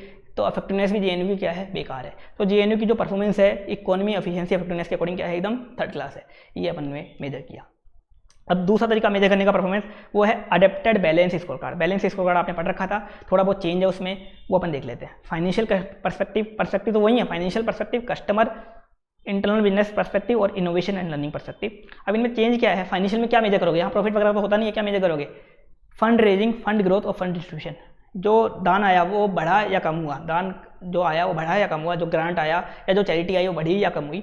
दूसरा फंड डिस्ट्रीब्यूशन, जो पैसा आपके पास आया वो ठीक से आपने पैसा लगाया या ऐसे ही हवा में उड़ा दिया, ये चेक करते हैं फाइनेंशियल पर्सपेक्टिव में। कस्टमर क्या देखते हैं, जो ज्ञान ले रहे हैं, मतलब जो बेनिफिट उठा रहे हैं वो खुश है या नहीं है। जैसे स्कूल में कौन बेनिफिट उठा रहे हैं, बच्चे, तो बच्चे उस एनपीओ से खुश हैं या नहीं है, ये अपन चेक करते हैं। तीसरा इंटरनल बिजनेस पर्सपेक्टिव, कंपनी की या एनपीओ की इंटरनल एफिशिएंसी, इंटरनल एक्टिविटीज की एफिशिएंसी कैसी है, ये अपन इसमें मेजर करते हैं। और चौथा इनोवेशन एंड लर्निंग, इसमें क्या मेजर करते हैं कि जो एनपीओ था वो अपने आप को चेंजिंग सिचुएशन में संभाल पाया या नहीं संभाल पाया, मतलब वक्त के साथ वो खुद को चेंज कर पाया या नहीं कर पाया, ये अपन इसमें मेजर करते हैं। तो अपन जेएनयू का मेजर करते हैं इसके अकॉर्डिंग परफॉर्मेंस। तो फाइनेंशियल पर्सपेक्टिव के अकॉर्डिंग जेएनयू को काफ़ी तगड़ा दान मिलता है, काफ़ी तगड़ी उसको डोनेशन मिलता है गवर्नमेंट से, काफ़ी ज़्यादा ग्रांट मिलता है। जो टैक्स देते हैं लोग उनका दान वहाँ जाता है, ऐसे लोगों के पास जाता है उनका दान। तो फंड रेजिंग उसकी काफ़ी तगड़ी है, इसके अकॉर्डिंग परफॉर्मेंस उसकी अच्छी है। फंड डिस्ट्रीब्यूशन लेकिन ये एकदम थर्ड क्लास है उसका, जो पैसा वहाँ मिलता है वो हवा में लगाया जाता है, वहाँ वो ऐसे ऐसे गंदे गंदे बच्चों पे लगाया जाता है जो बाद में क्या करते हैं आपको पता है। इसके बाद कस्टमर पर्सपेक्टिव, वहाँ के जो स्टूडेंट हैं जो बेनिफिट ले रहे हैं उस जेएनयू का, बताओ वो खुश है या नहीं है, वो बुरी तरह खुश है, क्योंकि उनको एक तो फ्री में सब चीज़ें मिल रही हैं, फ्री में खाने पीने का मिल रहा है। 15-15, 20-20 साल से वहाँ पढ़े हैं, वो फेल होते जाते हैं, वहाँ पढ़े रहते हैं। आपको पता है कन्हैया कुमार एक 15-20 सालों से वहाँ पढ़ा है, तो फ्री में उनको सब चीज़ें मिलती है, खाने पीने का फ्री में मिलता है, काफ़ी कम रेट में मिलता है, 5-7 रुपये का रेट है वहाँ की, आपको पता होगी। तो फ्री में एक तरीके से सब चीज़ें मिलती हैं, तो वो तो खुश है बुरी तरह। इस अकॉर्डिंग उनकी परफॉर्मेंस क्या है जेएनयू की, बढ़िया है। Internal business perspective, internal activities वहाँ की कैसी है, एकदम थर्ड क्लास इंटरनल एक्टिविटीज़, तो उस अकॉर्डिंग परफॉर्मेंस बेकार है। इनोवेशन एंड लर्निंग, वो जेएनयू अपने आप को समय के साथ बदल पाया, नहीं बदल पाया। जब कांग्रेस थी तब भी बाहर नारे लगते थे, लेकिन तब वो बाहर डिस्क्लोज नहीं हो पाते थे। जैसे बीजेपी आई, वहाँ नारे लगते हैं तो बाहर डिस्क्लोज हो जाते हैं, उनको बाहर फिर गालियाँ सुनने को मिलती है। तो जैसे बीजेपी आई वो अपने आप को संभाल नहीं पाया, चेंज नहीं कर पाया। उसको ये होना चाहिए था कि बीजेपी में आने के बाद ये नारे लगाने बंद कर देने चाहिए थे, लेकिन उसने नहीं किए। उसने सोचे चलो कांग्रेस में लगाते थे तो अभी भी लगाते हैं हम। तो इनोवेशन वगैरह लर्निंग पर्सपेक्टिव भी उसका बेकार है। तो इस तरह से आप परफॉर्मेंस को मेजर कर सकते हो, किसकी, जेएनयू वगैरह किसी भी एनपीओ की। ये तो मैंने एक एग्जांपल लिया था। अब परफॉर्मेंस रिपोर्ट क्या है, अब आपके परफॉर्मेंस वगैरह मेजर हो गई। अब लास्ट पे क्या बनेगा, आपका एक रिपोर्ट कार्ड बनेगा। वो क्या होती है परफॉर्मेंस रिपोर्ट, जैसे आपकी कॉपी चेक हो जाती है फिर आपका एक रिपोर्ट कार्ड बनता है, वो क्या होती है परफॉर्मेंस रिपोर्ट, वो होता है परफॉर्मेंस रिपोर्ट। तो ये था पूरा चैप्टर, परफॉर्मेंस रिपोर्ट वाला टॉपिक बिल्कुल काम का नहीं था। ये था पूरा चैप्टर जिसमें अपने सारे टॉपिक देख लिए। इस चैप्टर के स्टार्टिंग देख लो, रेस्पॉन्सिबिलिटी अकाउंटिंग देख लिया, परफॉर्मेंस मेजर देख लिया, फाइनेंशियल 4, नॉन फाइनेंशियल 5, बेंचमार्किंग देख लिया, परफॉर्मेंस मेजरमेंट इन एनपीओ देख लिया, परफॉर्मेंस रिपोर्ट देख लिया। ये था chapter number 8, performance measurement and evaluation. 2 topic अच्छे से कर लेना इसमें, एक तो इकोनॉमिक वैल्यू एडेड और दूसरा बैलेंस स्कोरकार्ड। सबसे इंपॉर्टेंट टॉपिक इस चैप्टर में ये 2 टॉपिक रहते हैं। अब एक बार इसकी अपन मॉड्यूल देख लेते हैं, चैप्टर नंबर 8 का मॉड्यूल देख लेते हैं, study mat performance measurement and evaluation chapter 8। देखो क्या क्या टॉपिक थे। एक तो इसमें एक तो रेस्पॉन्सिबिलिटी अकाउंटिंग, सबसे पहले अपन ये देखा था। फिर डिविजनल परफॉर्मेंस मेजर, देखो 4 फाइनेंशियल थे और ये 5 नॉन फाइनेंशियल। इन्होंने 4 नॉन फाइनेंशियल को अलग कर दिया और ट्रिपल बॉटम लाइन को अलग दिखा दिया। इससे कोई मतलब नहीं है, दोनों सारे क्या है, नॉन फाइनेंशियल ही है, मेनली क्या है, नॉन फाइनेंशियल। इसके बाद अपन ने देखा, इसके बाद अपन ने इसमें बेंचमार्किंग देखने के बाद अपन ने देखा था परफॉर्मेंस मेजरमेंट इन एनपीओ और लास्ट में देखा था अपन ने परफॉर्मेंस रिपोर्ट। ये पूरा चैप्टर अपन ने कवर कर लिया। सीएसएफ और केपीआई, ये मैंने आपको बता ही दिया था। सीएसएफ क्या होते हैं, ऑब्जेक्टिव सेट करना, और केपीआई उसको मेजर कैसे करोगे, जो अपन ने बैलेंस स्कोरकार्ड वगैरह में किया था। तो ये अपन ने पूरा चैप्टर देखा था। अब चैप्टर में सबसे पहले अपन ने रेस्पॉन्सिबिलिटी अकाउंटिंग देखी थी, फंक्शनल और डिविजनल, जो मैंने आपको बताया था। सेम जो मैंने बताया था वो का वो यहाँ दे रखा है इन्होंने, वो का वो यहाँ दे रखा है। सेंटर बता रखे, कौन कौन से सेंटर होते हैं वो बता रखे हैं। फिर डिविजनल परफॉर्मेंस मेजर अपन ने स्टार्ट किया था। फाइनेंशियल, नॉन फाइनेंशियल वगैरह अपन ने इसमें देखे थे। आरओआई देखा था,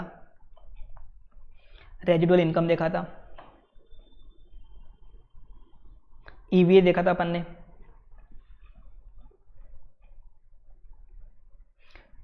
ये देख लिया, एक शेयर होल्डर वैल्यू डेट देखा था जो फालतू था। और उसके बाद अपन ने ट्रिपल बॉटम लाइन देखा था अपन ने, नॉन फाइनेंशियल। फिर अपन ने देखा बैलेंस स्कोर कार्ड देखा, जो सबसे इंपॉर्टेंट था बैलेंस स्कोर कार्ड, इसको पूरा अपन ने समझा था।